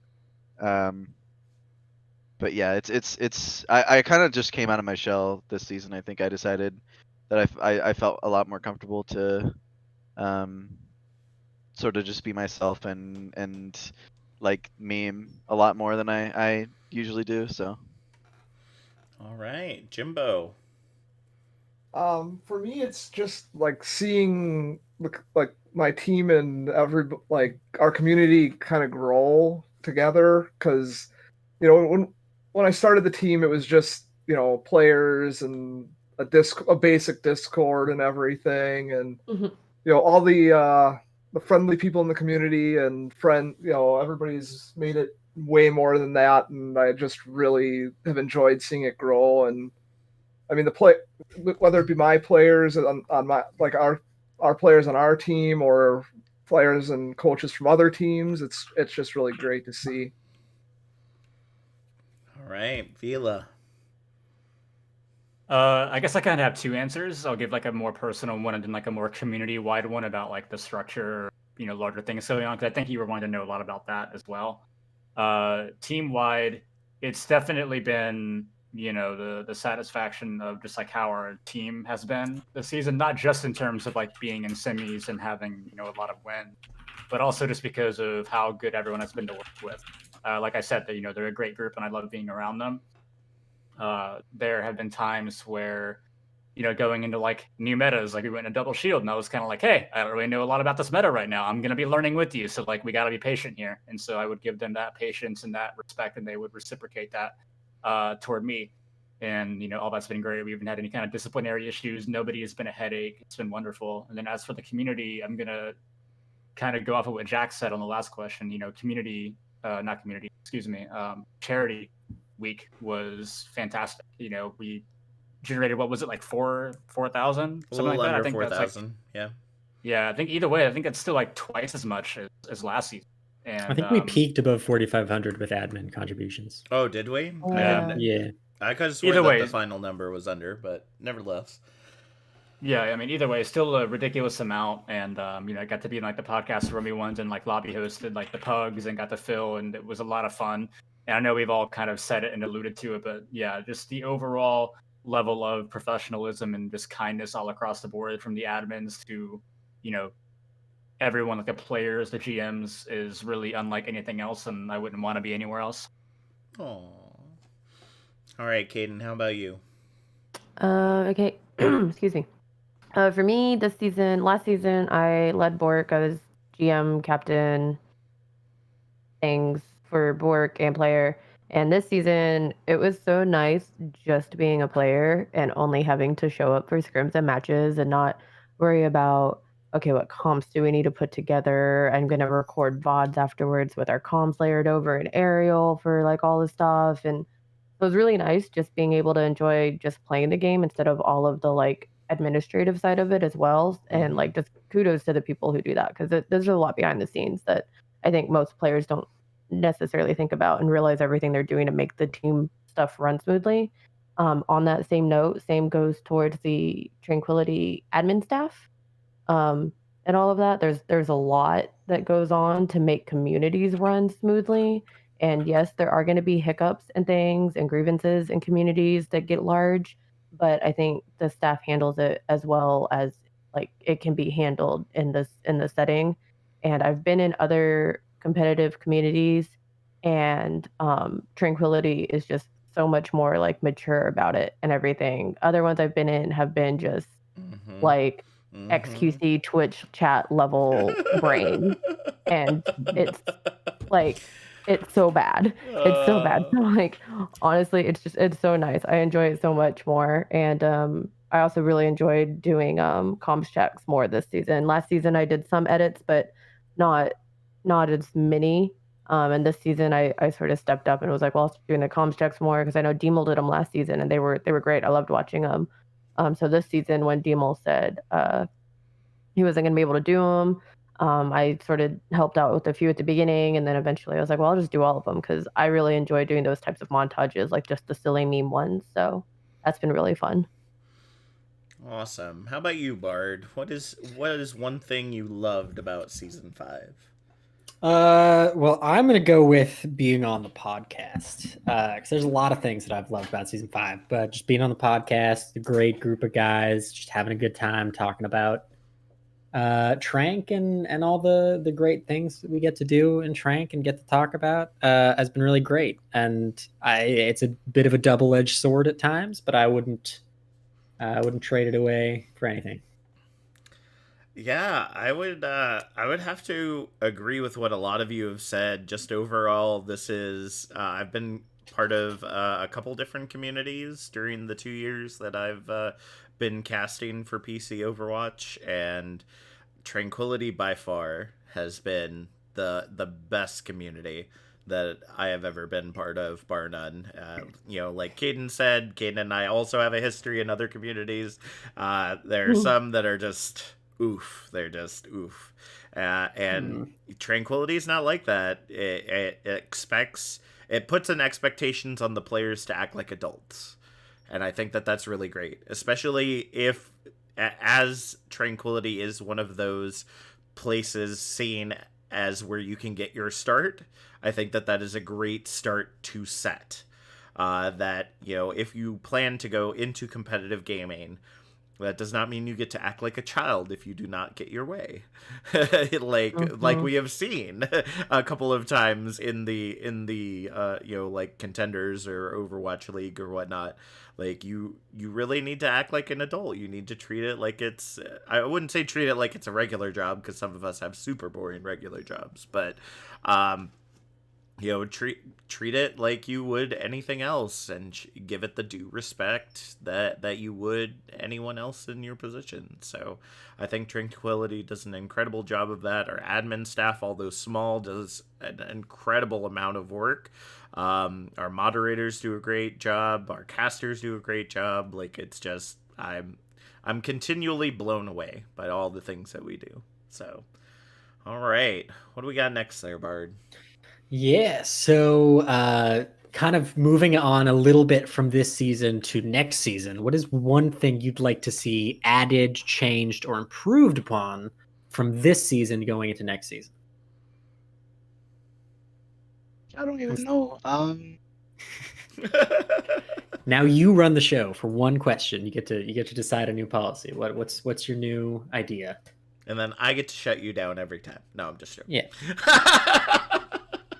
Yeah. Criminal background checks. No, I'm kidding. Oh, that would get expensive. Holy crap. No. And then why? I'm out.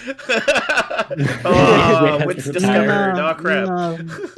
That's more of a joke. But no. I really don't know. Can I come back to it? Sure. Yeah. Let's go to Sipsty. Do you got one? Honestly, I don't know. Can you just give me two? Can I come back to it? Okay. Nova. What's a change you want to see for next season? It's really kind of hard because I really liked how they did this season. I really think you don't everything. have to change anything, but if you want to like add something or upgrade. Yeah, I know.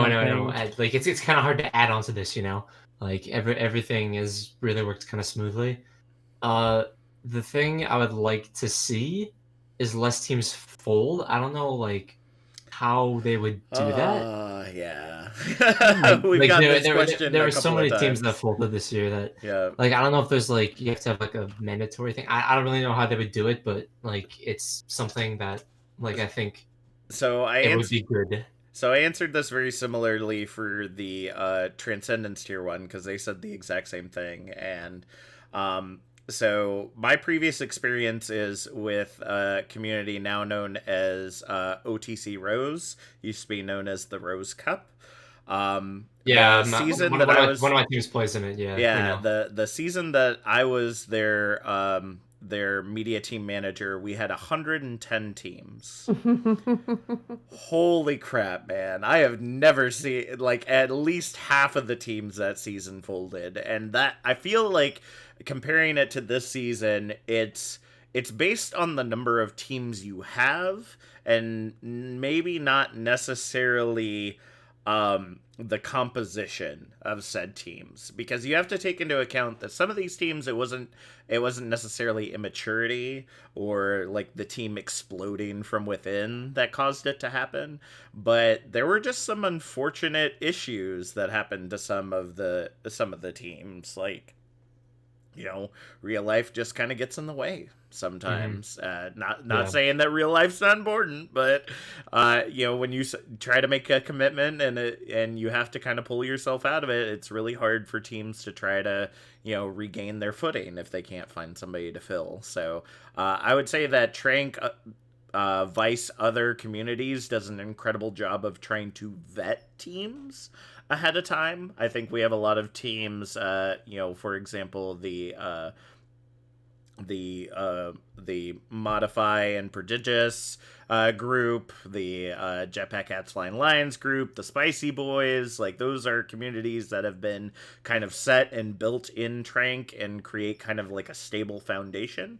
And I feel like the admins do a good job of looking out for that. But unfortunately, kind of like you said, Nova, there's not a whole lot more that we can do. Like, sometimes, just like in life, shit happens. And we just gotta kind of roll with the punches. I will give our admins a lot of credit, though.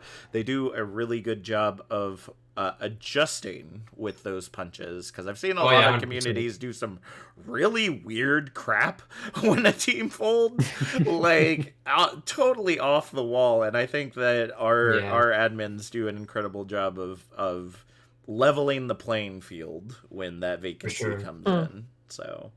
Yeah, for sure. Caden, do you have Yoon's answer? Oh yeah. So this is very important. Bard, are you listening? Yeah. Oh crap. New idea for season 6. Bard can only play May. That is all. Okay. Moving on. Wit. Nope. Hang on.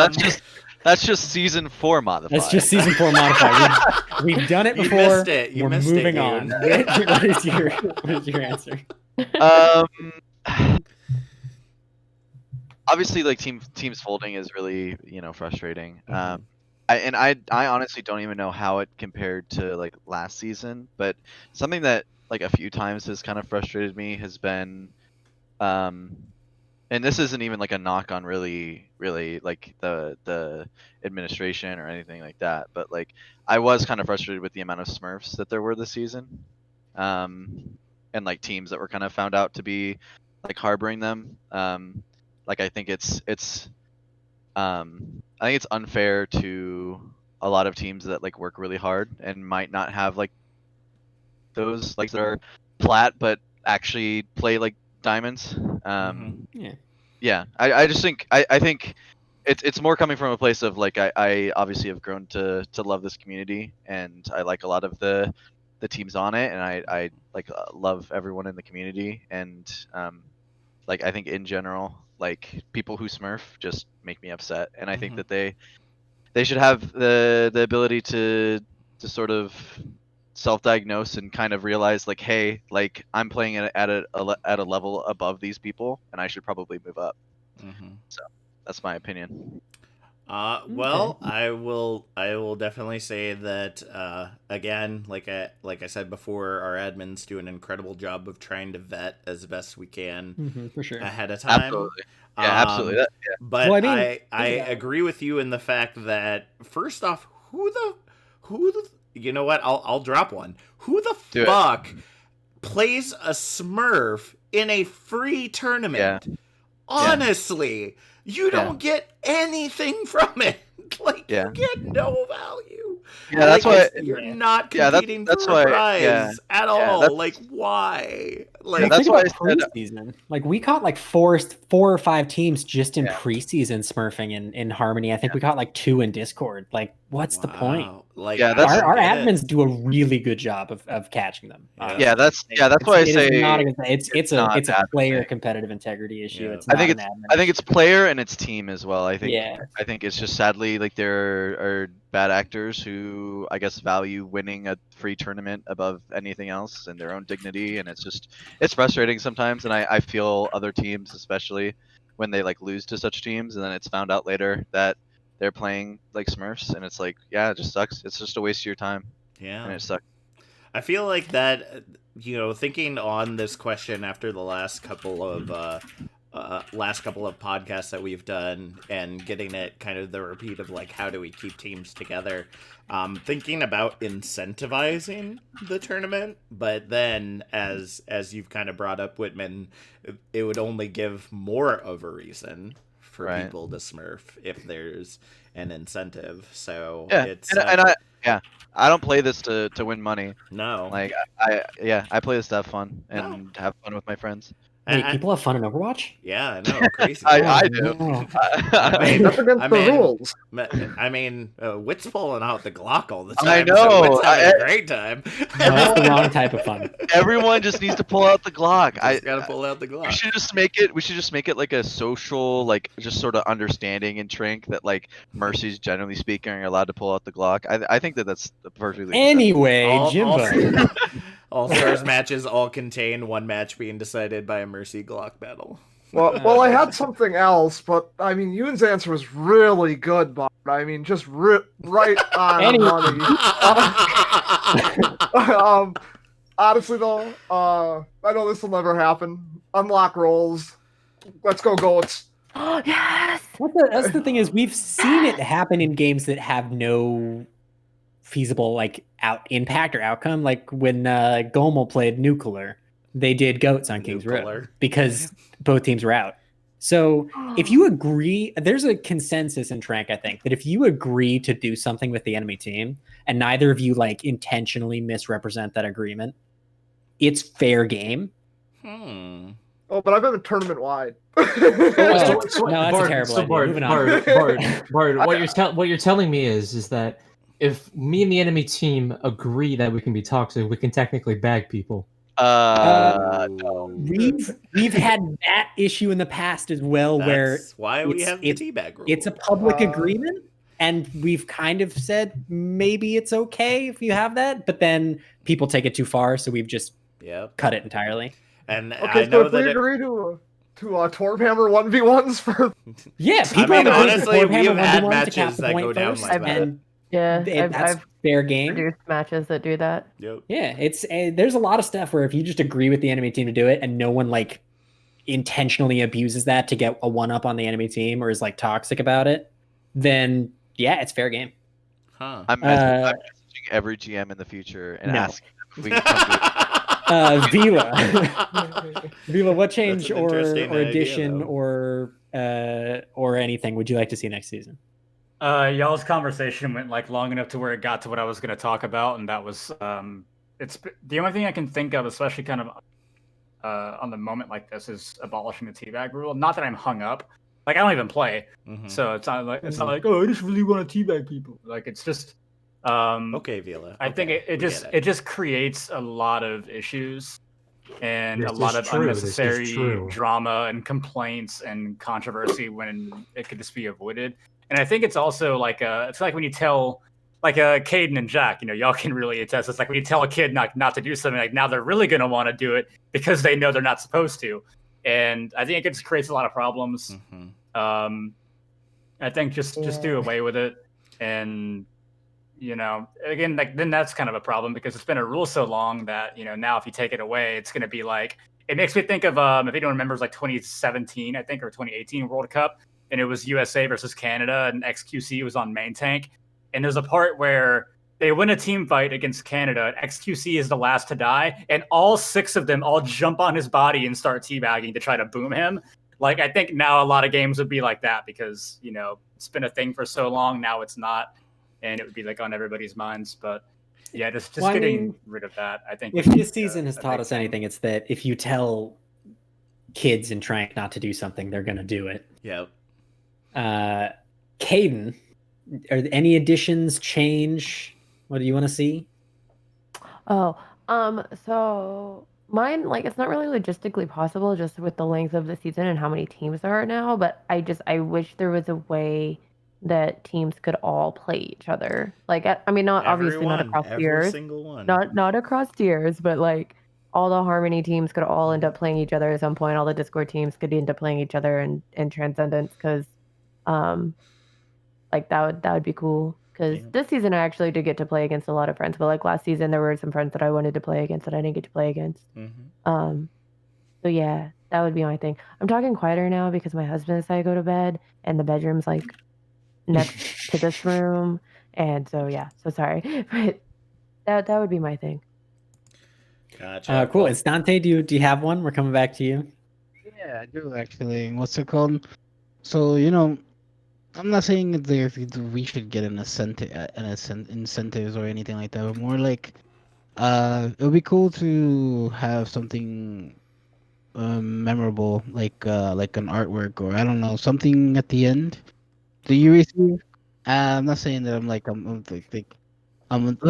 not happy that I won the championship last season, but I'm like we really didn't get anything like this. Say like, hey, what do you hey, get? But I'm not I like I don't like, gotcha. I give me my gotcha. paycheck. No. I'm not saying that. I'm just saying it's no, no, portrait. I don't know what the heck to just something creative. I don't know. I can't think of anything. I can say a whole bunch of ideas, but I can't really pinpoint on what I would say what the reward would be. Gotcha. Or you know, So I guess the I think it's question. just a teabag pass in the next season. Oh, If you Oh my win, if you god. win the previous Oh season, my you gosh. get to teabag in the next season. Oh I my like that. gosh. I mean, you But everybody get gets to the teabag role. you too, right? I like that. No, it's just your team. Explicitly the players with the champion role. You know get how to many teabag. applications will be for next season modified? Jeez, man. Oh No, my you have to have the gosh. role, so you'd have to have won the last season. Yeah. You couldn't join modify and That would be then worse. able You to. join Oh the my previous gosh. champion team, and three of Holy them can teabag, and goodness. and you have to just watch. Oof. That's rough. That's Oh, rough, that's new buddy. levels of pain. Okay. Slips, do you have But one? Yeah, I do. I don't know if Kevin Jack was. no, go ahead. Okay.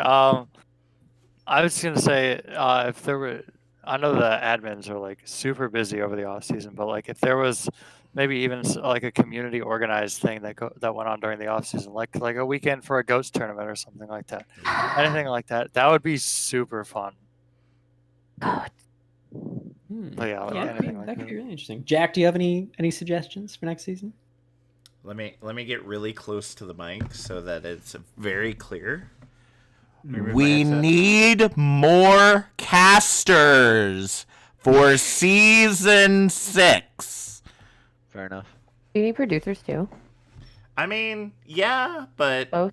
I mean, we've survived, I guess, on producers. We like that wasn't need the more big producers. issue. Yes. Yes, we do need right more now producers, but we have really 3 need more producers. casters. Like we right now really we have like need 3 more. main producers and like 6 main casters, and we can work with that. But the fact that I haven't been casting, and we lost Door, and we've lost a couple other people that were like huge for our casting efforts last season, has been pretty harmful to the amount of casters that we have. Because What's the availability needed for casting and producing?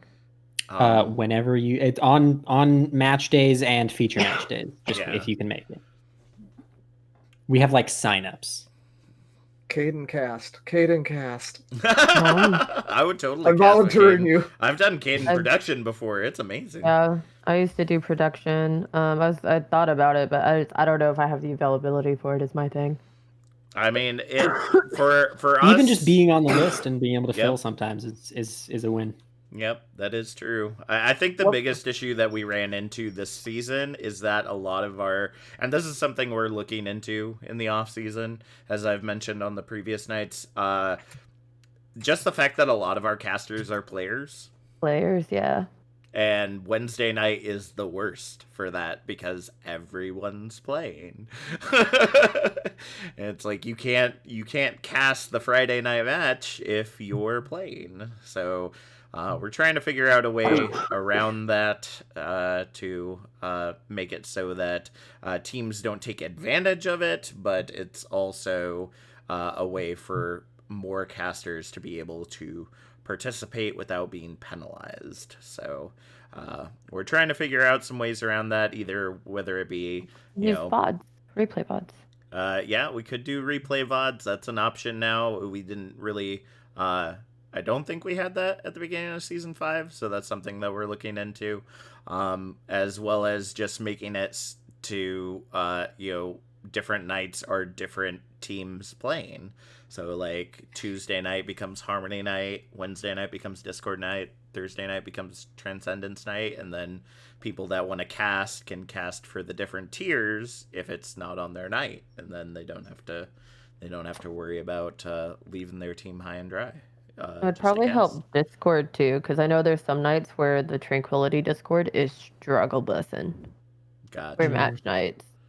And I think it's just a server overload kind of thing. It's not all the time, obviously, but I do Yeah. remember a couple times. I remember there was one really bad time on Bork, and thankfully it was when we were playing Get Off My LAN, and NPC being admin on the other team. I was like, dude, is it okay if we just use our Bork server? Because we literally can't hear each other. We were hearing like every other call out. It was stressful.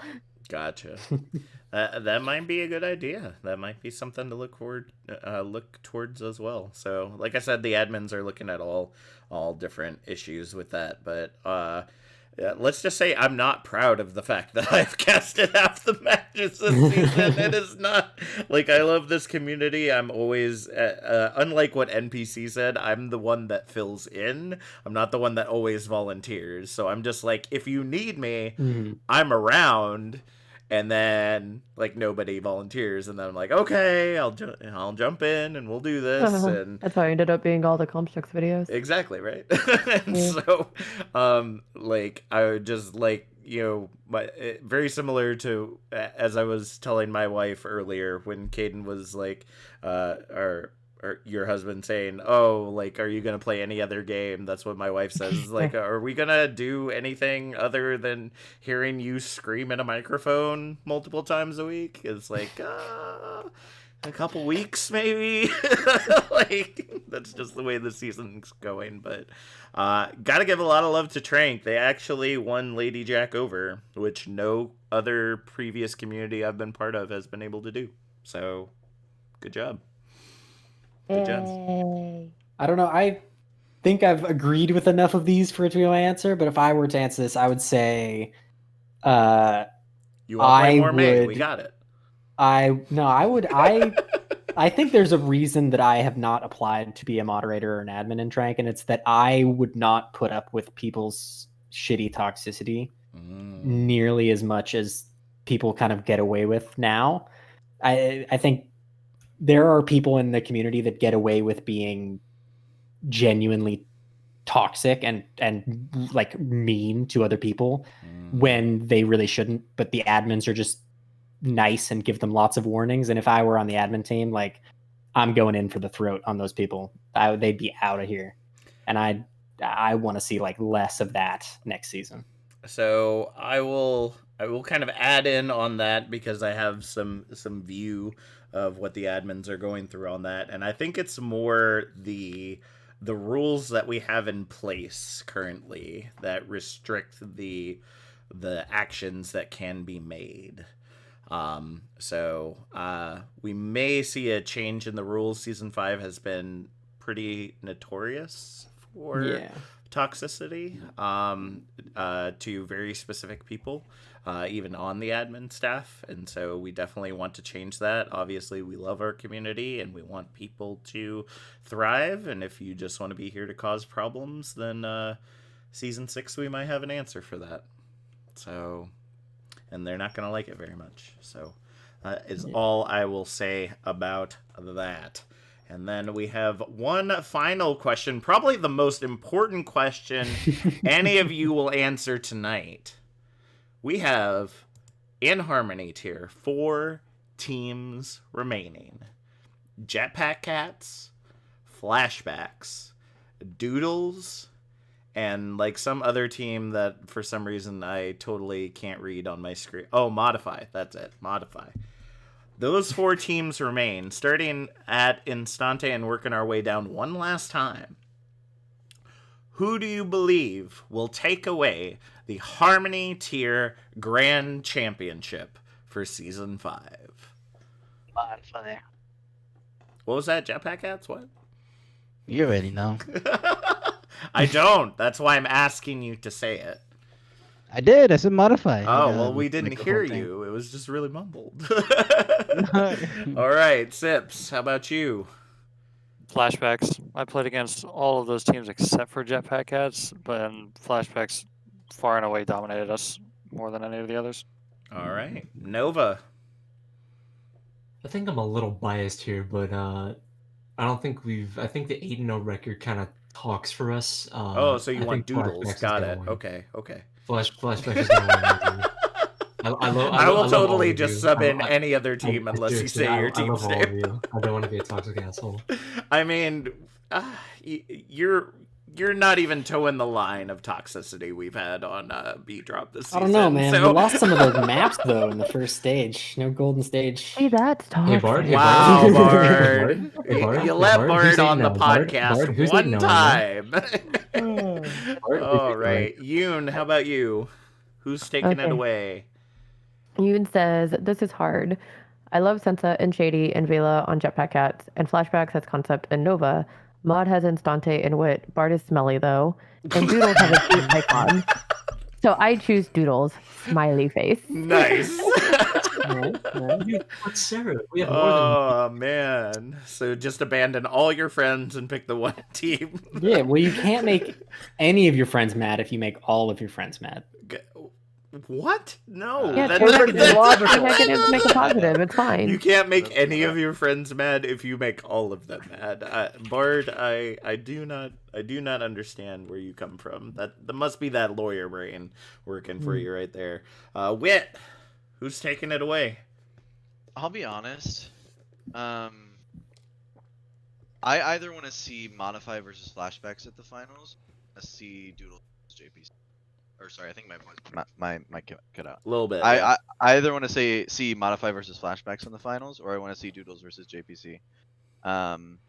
Okay. I think Modify versus Flashbacks has a lot of. I don't know. I think it honestly would be really interesting because obviously, if Flashback gets there, if they beat JPC, which I also don't think is a given.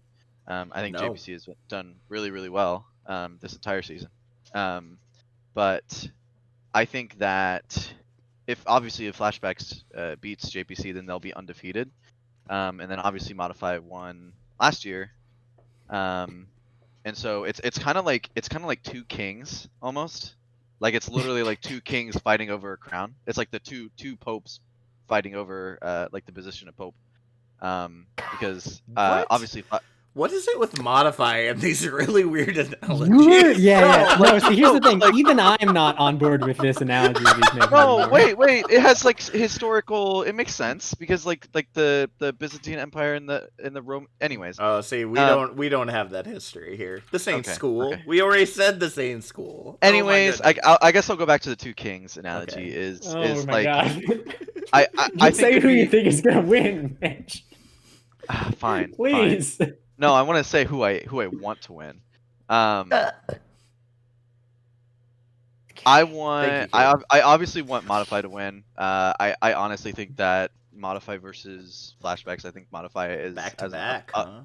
I think Modify has an uphill battle with Flashbacks though. I think that Flashbacks is in my opinion, the better than us. But that doesn't rule it out, obviously. So I think Flashbacks will ultimately win it. But I want to see Modify v Flashbacks, or I want to see Doodles versus JPC. I will say Doodles has been causing some havoc, so I hope you're not counting them out too soon. I mean, we beat them stage 2, 3 to 0 to 1. So true, I don't know. But they just beat first seed pretty harshly. So it's true. That's true. Gotta make no, it. Yeah, first I don't. Yeah, I don't underestimate them at all. I'm trying to get VODs right now, and I'm on. I don't know, Sips. If you want to give me those, then I'd appreciate it. But no, I'm just joking. But yeah, Doodles, he's not joking. He's gonna ask you. I'm gonna ask you after this. Yeah. Doodles is really good. I can't wait to play them. I honestly am extremely happy with the Final Four, and I think that any team right now deserves it. All right, Jimbo. Who's taking it away? having played all 4 teams, Flashbacks is the best of them, in my opinion. So I think they're gonna win. But JP, I we think never played you. we've scrimmed you. I mean, That is. Ooh. I know, but I'm just saying. I've scrimmed you. I've seen how you guys play. I've seen how Flashbacks plays. There's a difference. But that being said, I think it's going to be between Jetpack Cats and Flashbacks. The winner of that game, I think, is the champion. And I'm going to take Flashbacks in it, but I think it's going to be like a 4-3 or 4-2 game. I think it's going to be really good. I just want to clarify. I've also scrimmed modify. Flashbacks also scrim modify, and I lost a bet, and I had to name one of. I had to get a new account and name it Bard Simp. Yeah. Last scrim that modified Flashbacks had, we won. No, that was 2 scrims ago. We scrimmed them again. Yeah. It was much closer the second time. I think it went 3-3. Something like that, yeah. But yeah. All right, Vila. It's the answer nobody wants to hear, but I'm gonna abstain from this one just because I never like to publicly like speculate and predict like our games. Even like Capital's like podcast that he would do, I was a frequent guest on. Same thing. Whenever we'd go through every game and predict each one, and the second like our team came up, I would just abstain. So I'm gonna say that all 4 teams are really, really good. Doodles have been criminally underrated the entire season, including right now. I think they stand a better shot than people think. But of course isn't me saying that they're like gonna beat Modify 100%. It's gonna be really close. Same thing with us in Flashbacks. Flashbacks are an acceptable team. They 3-1 us in stage 2. So I think both the games are gonna be really good. And also for those who have answered and those about to answer, just know that whatever your answer is, it's not gonna offend me. So just don't feel the need to like tiptoe around because we're all here. Like we have people from like all of these teams, well, except Doodle. So just know that you don't need to like tiptoe around me. You're not going to hurt my feelings if you say Flashbacks are going to win. But yeah, it'll boost my ego. It'll do that. I don't know, Bard. Do we let Vila get away with that one? I'll answer for Vila. He thinks Modify is going to win. Oh, okay, gotcha. Yeah. All right, Caden, who do you think's going to take it away? So for me, I'm going with Jetpack Cats because Shady's on Jetpack Cats, and Shady's one of my Fuel Cord kids. So I gotta root for him. All right. I just gotta ask this before we go on to the next. Do you know Phantom? I do. Good friend of mine. He is a shitter. But he is a good friend. All That's right. frighteningly accurate. That was fair. That's fair. That's fair. Yeah. All right, Yeah, Bard. I don't feel that I have to ask this question, but who do you think is going to take away season 5? You've seen my bracket. You were on. Wait, you weren't on that episode, were you? Yeah, I have my own bracket open in front of me. Yeah, I said Flashbacks would win. I said it would be Modify versus Flashbacks. But honestly, I thought Royals had a better chance of knocking us out. I agree as well. Than Flashbacks. So at this point, I will have to wait and see. I think if Jetpack Cats beat Flashbacks, they win it all. But I think if Doodles beat Modify, then they win it all, regardless of who they come up against. So I'm kind of with Wit that I want to see the Doodles versus Jetpack Cats finals. I think that would be like in terms of like storylines and how interesting the match would be. I think that would be the most interesting match. All right. So I have been following along and changing my bracket based on my predictions. Now, this is the first time I've ever done something like this, so it's been really interesting to see kind of like how well my analysis of the numbers worked in my favor. Let me just say, my Indigo tier, completely perfect. I have predicted every single victory, every single one. Not the score perfect. I've gotten some of the scores perfect, but most of them have been one-off. But every choice has been perfect. And initially, I did believe that Royals was going to make it. I thought that it was a home run, and then Doodles came out of left field, and Bard just has to mess up my bracket as usual. So by beating Phantasm. No, actually, I believe I had you against Jersey Boys. Originally. Oh, so did I. Yeah. So So Phantasmal's just messing everybody up. So I will have to agree with Caden. I will also have to go with Jetpack Cats. I think they have an incredible shot, and I mean, if they are anything but inspired as to what is happening in Discord tier with Flying Lions right now, holy smokes! Their run has been incredible. Like, do not the cat. Flashbacks and modifier doodles, they're gonna try to the cat, and you do not the cat. I think we should. Are we still doing phrasing? I think we should. What? Worry about phrasing. All right. So I think we're moving on to server kick trivia. You're batting 1,000, Bart. I am. Yes. Flawless. You're doing great. So yeah, we're moving on to server kick trivia. So we're going to say an interaction voice line between two heroes in Overwatch, and you guys are going to say your name as your buzzer, so to speak, to answer the question. First person to say their name will be the one who gets asked what the answer is. If you get the answer correct, you get to kick one person from the server. If you get it wrong, you get kicked. And I believe you have some way for Yoon. Yes, participate? I did say that to you, and so I am going to, as soon as I find it, I have my phone open, Yoon, and you can choose to do it either in the group chat that we have together, or you can DM me directly. I just want you to put an emote. Just whatever emote you want. You can be your salute emote. It can be whatever. Just have it ready to go, so that is, if you know the answer, you can just hit that enter button, and I got your back covered. Either way. Knowing you, and it's gonna be a sleepy emote. I can do that too for her if she wants to just DM me the emote. I can buzz in for her. But then you can't buzz in for yourself. We're trying to keep it fair. Yeah. Jack, does that mean I'm reading out voice lines? I mean, I can do both. I feel like I have my phone open in front of me. Like, I'll be able to see it. So are we allowed to kick Bard? No. Okay, so here are the rules. You can't kick myself or Bard because we're in charge, and you can't kick yourself because we're not nice people. You have to be mean to somebody else. So you can't kick me as well, right? Like, I mean, I would just leave. I mean, technically, we can't kick Vila, but yeah, so I'll just leave if you choose to kick me. Basically, so that's how that works. All right. So Bard, go ahead and pick the first one. I had to delete one because tonight's topic is Overwatch interactions because we've run out of questions to ask after 20 episodes, so we're recycling old material, and some of them have already been said, so we had to delete some, but thankfully we had some extra ones lying around. These are two-person interactions, so you have to name both people involved in the interaction. Well, that actually makes this much harder than I expected it to be. That's how we played it all. Here, that shows that Bard has also not been watching BeatDrop this season, and that makes me sad.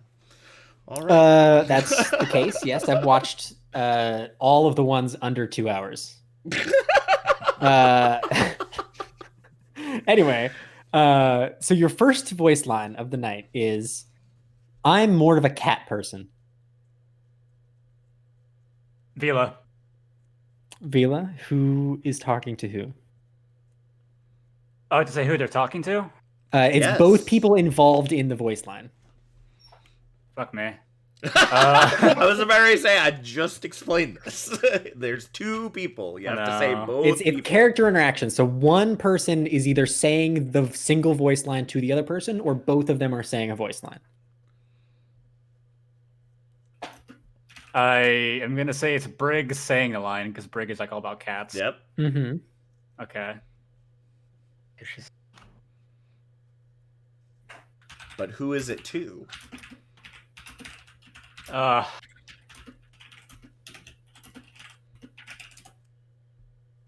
don't want to take up any more time. I'm just going to say a name. Winston. Ooh. Wrong. So that close. is Brig talking to Hammond. I'm more of a cat person anyway, in reference to him being a hamster. Yep, and every time that happens when Brig eliminates an enemy Hammond. So See, the thing that's is, how- I could try and read this in their voices, but I think that would make it No, worse. That'd make it no, harder. that would make it No, make it easier. easier. You Make it easier. don't do that. Goodness gracious. All right, Vila, you took a shot, but well, we can't send you on your way, but you'll have to eat yourself out. Is there any last Yep. words that you have for us before we let you go? No, thank you for having me. It's been really fun as always, and congrats to everyone on their awards. All right, Vila, thank you so much for being with us, but you got melted like a Velveeta. See you later. Have a great night. Unfortunately, I did get to type that out, and it made me sad. All right. So you had to say it. Yeah. I had to say it out loud. All right. So So- our next one. So we already did that one.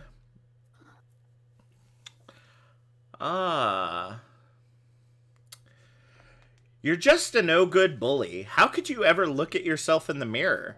I beg your pardon. I consider myself a freedom fighter. A misunderstood one. Nova. Nova. I believe that's between Tracer and Doomfist. No. Actually, that's the best ship that I absolutely I know love. it That is. is Fire Yeah, and Caden Ice, and I'm surprised that Caden didn't jump on that, being the May lover that she is. It is May and Junkrat. Oh, I would have had that right Okay. too. Dang. Yeah. I was sketching. That's why I did it. I was like, ah. Caden probably has all of them I love memorized. I all mean, their come on. interactions. I May is truly good do. girl. But Junkrat's just kind of like that bad boy. It's like, oh, I'm F and so chat bad, Nova. but not really bad. So, Honestly, I'm glad I got it wrong because it's 12 in the morning here and I need to get up at I 6. mean, it's 12 in the morning where I am too. So Well, I feel you. So... I have to get up at 6. Oh, It's gotcha. exactly Right. 9:05. Thank you very much. Yeah. All right, Yeah, Nova, we got to dude. send you on your way. Any last words? Thank you for having me and congrats on everybody for getting their awards. All right. Well, thank you so much, Nova, but you ended up just getting black holed. Hey yo, I just gotta say something real quick. Okay. Yes. Okay. Flashbacks and JPC are out, so you can all now switch your answers to modify. Thank you. Oh man. Anyway, Wow. going on to the next one. All right. I guess we know who the target is this time. All This right. is going to also be a double voice line. It's two people interacting. So the first line is, "You sure take to this bad guy thing easily, don't you?" The second line is, "And you sure know how to play Boy Scout." Mitch, Mitch, who is it? that's it's Reaper and Soldier, right? It is indeed. Yes. Who are we kicking? Ooh. Ah. So Ooh. close, Yoon. So close. Caden, so they can go to bed. Okay. Bye, Caden. How nice. Someone has to root for you now. Okay, bye. You can DM me or type in chat. If you have to answer things. Oh. All right. It's Any last fine. It's words the thing. there, It's fine. Caden, before we let you go? No, thanks for having me. It was fun being on BeatDrop again. Congrats to everyone who won their end of season awards, and good luck to all of y'all that are still continuing in the playoffs. All right. Well, thank you, Caden. But Bye. as your name in another server says, you got Sladened. All right. Again, it's midnight. These are not golden, folks. All right. So- I can start kicking some people if you need. No, it's all right. I got them all prepped in front of me. So, let's see. This one's a good one that we've had a couple of times that never gets used. So, like I said, we're recycling them. So, I guess they'll let anyone be a pilot these days.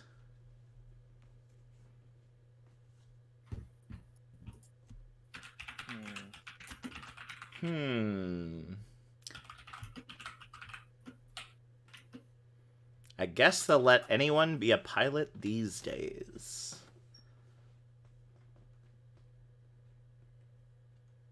Nobody? I know one, but I don't know. Yeah, me too. I'm just trying to think of two. Yeah, I only feel confident about one of them.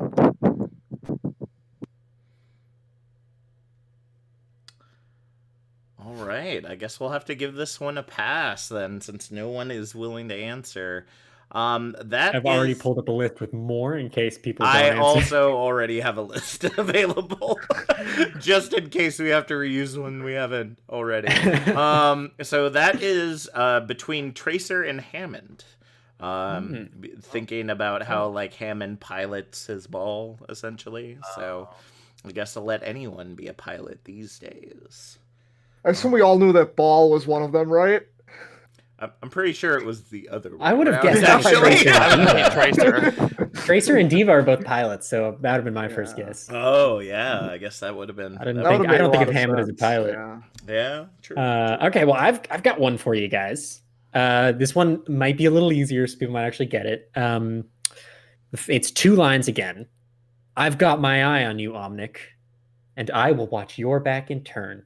Jimbo. Ooh, actually, that's Yoon.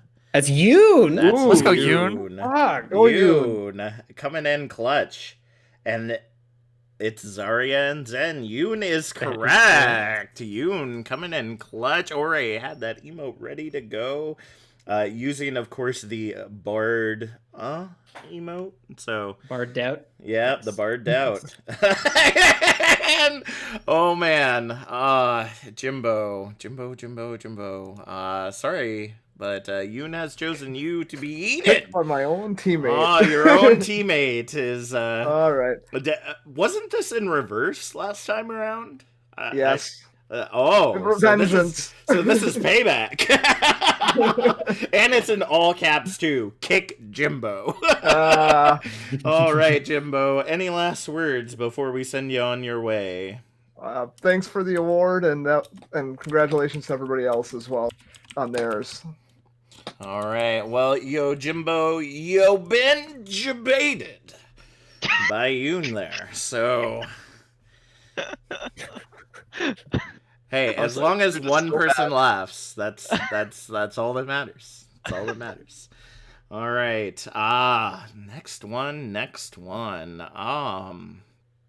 This also might be a relatively easy one. Don't worry, here's the cavalry. Hey, that's my line.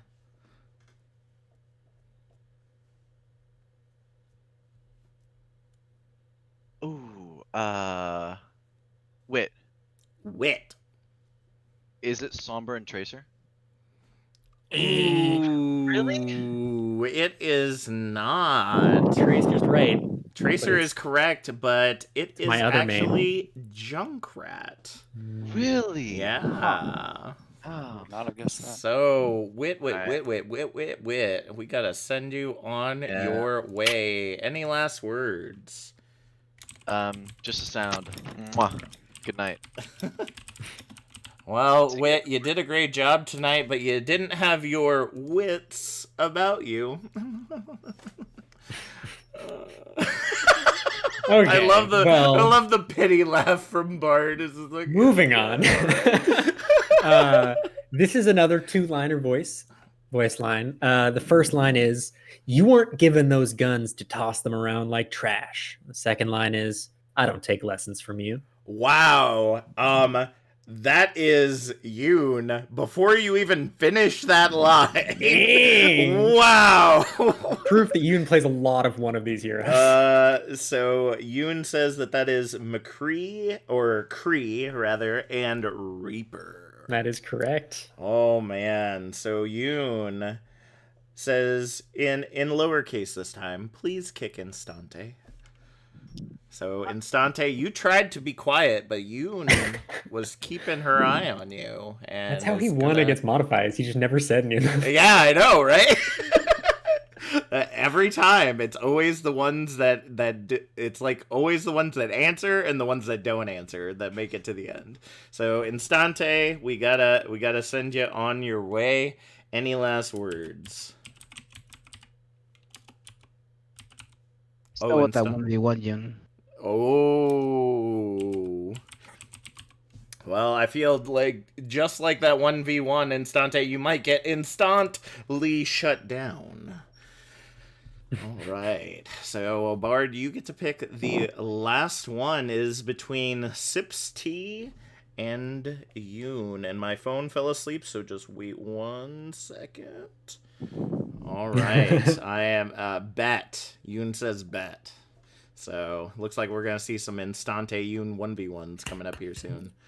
Okay. Right. Well, I've got one that there might be a bit of a giveaway in this if you're knowledgeable of the lore, but it's another two-liner, and it says, Vishkar will never understand that people should be free. And the response is, Oh, what do you Sips. know? Freedom is an illusion that causes more harm than good. Sips, pick me. Yes, Sips D. I mean, It's Sim and Lucio. That is correct. wow. You knew that before I even got to the Sim voice line. Man. Yeah. You I don't know. I just just got, remember that. In our... you Wait, I just just got you now. Wow. Can I kick myself? No, that's not No, allowed. I'm sorry, Sips. Well, as Yoon is typing her response there, it has been indeed a great night for us. As per usual for these, we have hit the 2.5 hour mark. So really racking up that watch time on YouTube. Just saying, YouTube, you really should be hooking us up. I'm just saying. So Yoon, as you finish typing out, I'm gonna go ahead and type your goodbye. So let us know when you're ready what your last words are. All right. I love you all and goodbye. Bard is smelly. Sips duo with me later. Mason is May 1 trick. Congrats on all the awards, people. And the whole message is littered with hearts. So thank you so much, Yoon, for being with us once again. But you got boomed. You got boomed right out of here. All right. Sips T! Congratulations for making it to the end of Server Kick Trivia. How do you feel? I feel like I got spared a lot, and then I got lucky at the end. Yeah. And I feel bad that I kicked you out. Well, as is tradition here, or at least this season it has been, you have the floor uncontested for a relative period of time. I will let you know it is 12:15 where I am living, so I would like to go to bed anytime soon. But the floor is yours to be completely uncontested by the other award winners. So go ahead. Am I supposed to like shit talk people? I don't want to. I don't you want... can. People have shit talked. People have said nice things. People have shouted out their social medias. Like you can say whatever you want. Listen, I'm gonna say like similar to what everyone else said. Just congratulations to everyone who won. Everyone's so nice. I like all these people. And good luck to everyone who's left in the playoffs. I'm excited to see some good ass matches. All right. That's it. I'm not gonna shit talk anyone. All right. Well, it's not an expectation, so no worries there. I also want to thank all our award participants for being with us this evening. This was actually the hardest one for us to get everybody together. As you can see, we did have quite a few more members than the other recordings. So thank you so much to all the award winners for being flexible and working together so that we could get this going. Another shout out to Thug. I know that Thug would have just made this absolutely amazing, but let's be honest, Thug might have fell asleep during the middle of it, so I'm glad that they were able to spend time with their kiddo and and be able to have fun that way. But we only got a few episodes of the BeatDrop left, folks. So we got, eventually we'll be doing the All-Stars, which at this point in recording these has not been released yet. Voting ends actually in a couple of days. So hopefully by the time this VOD comes out, we'll be starting to record those. And then we're looking to do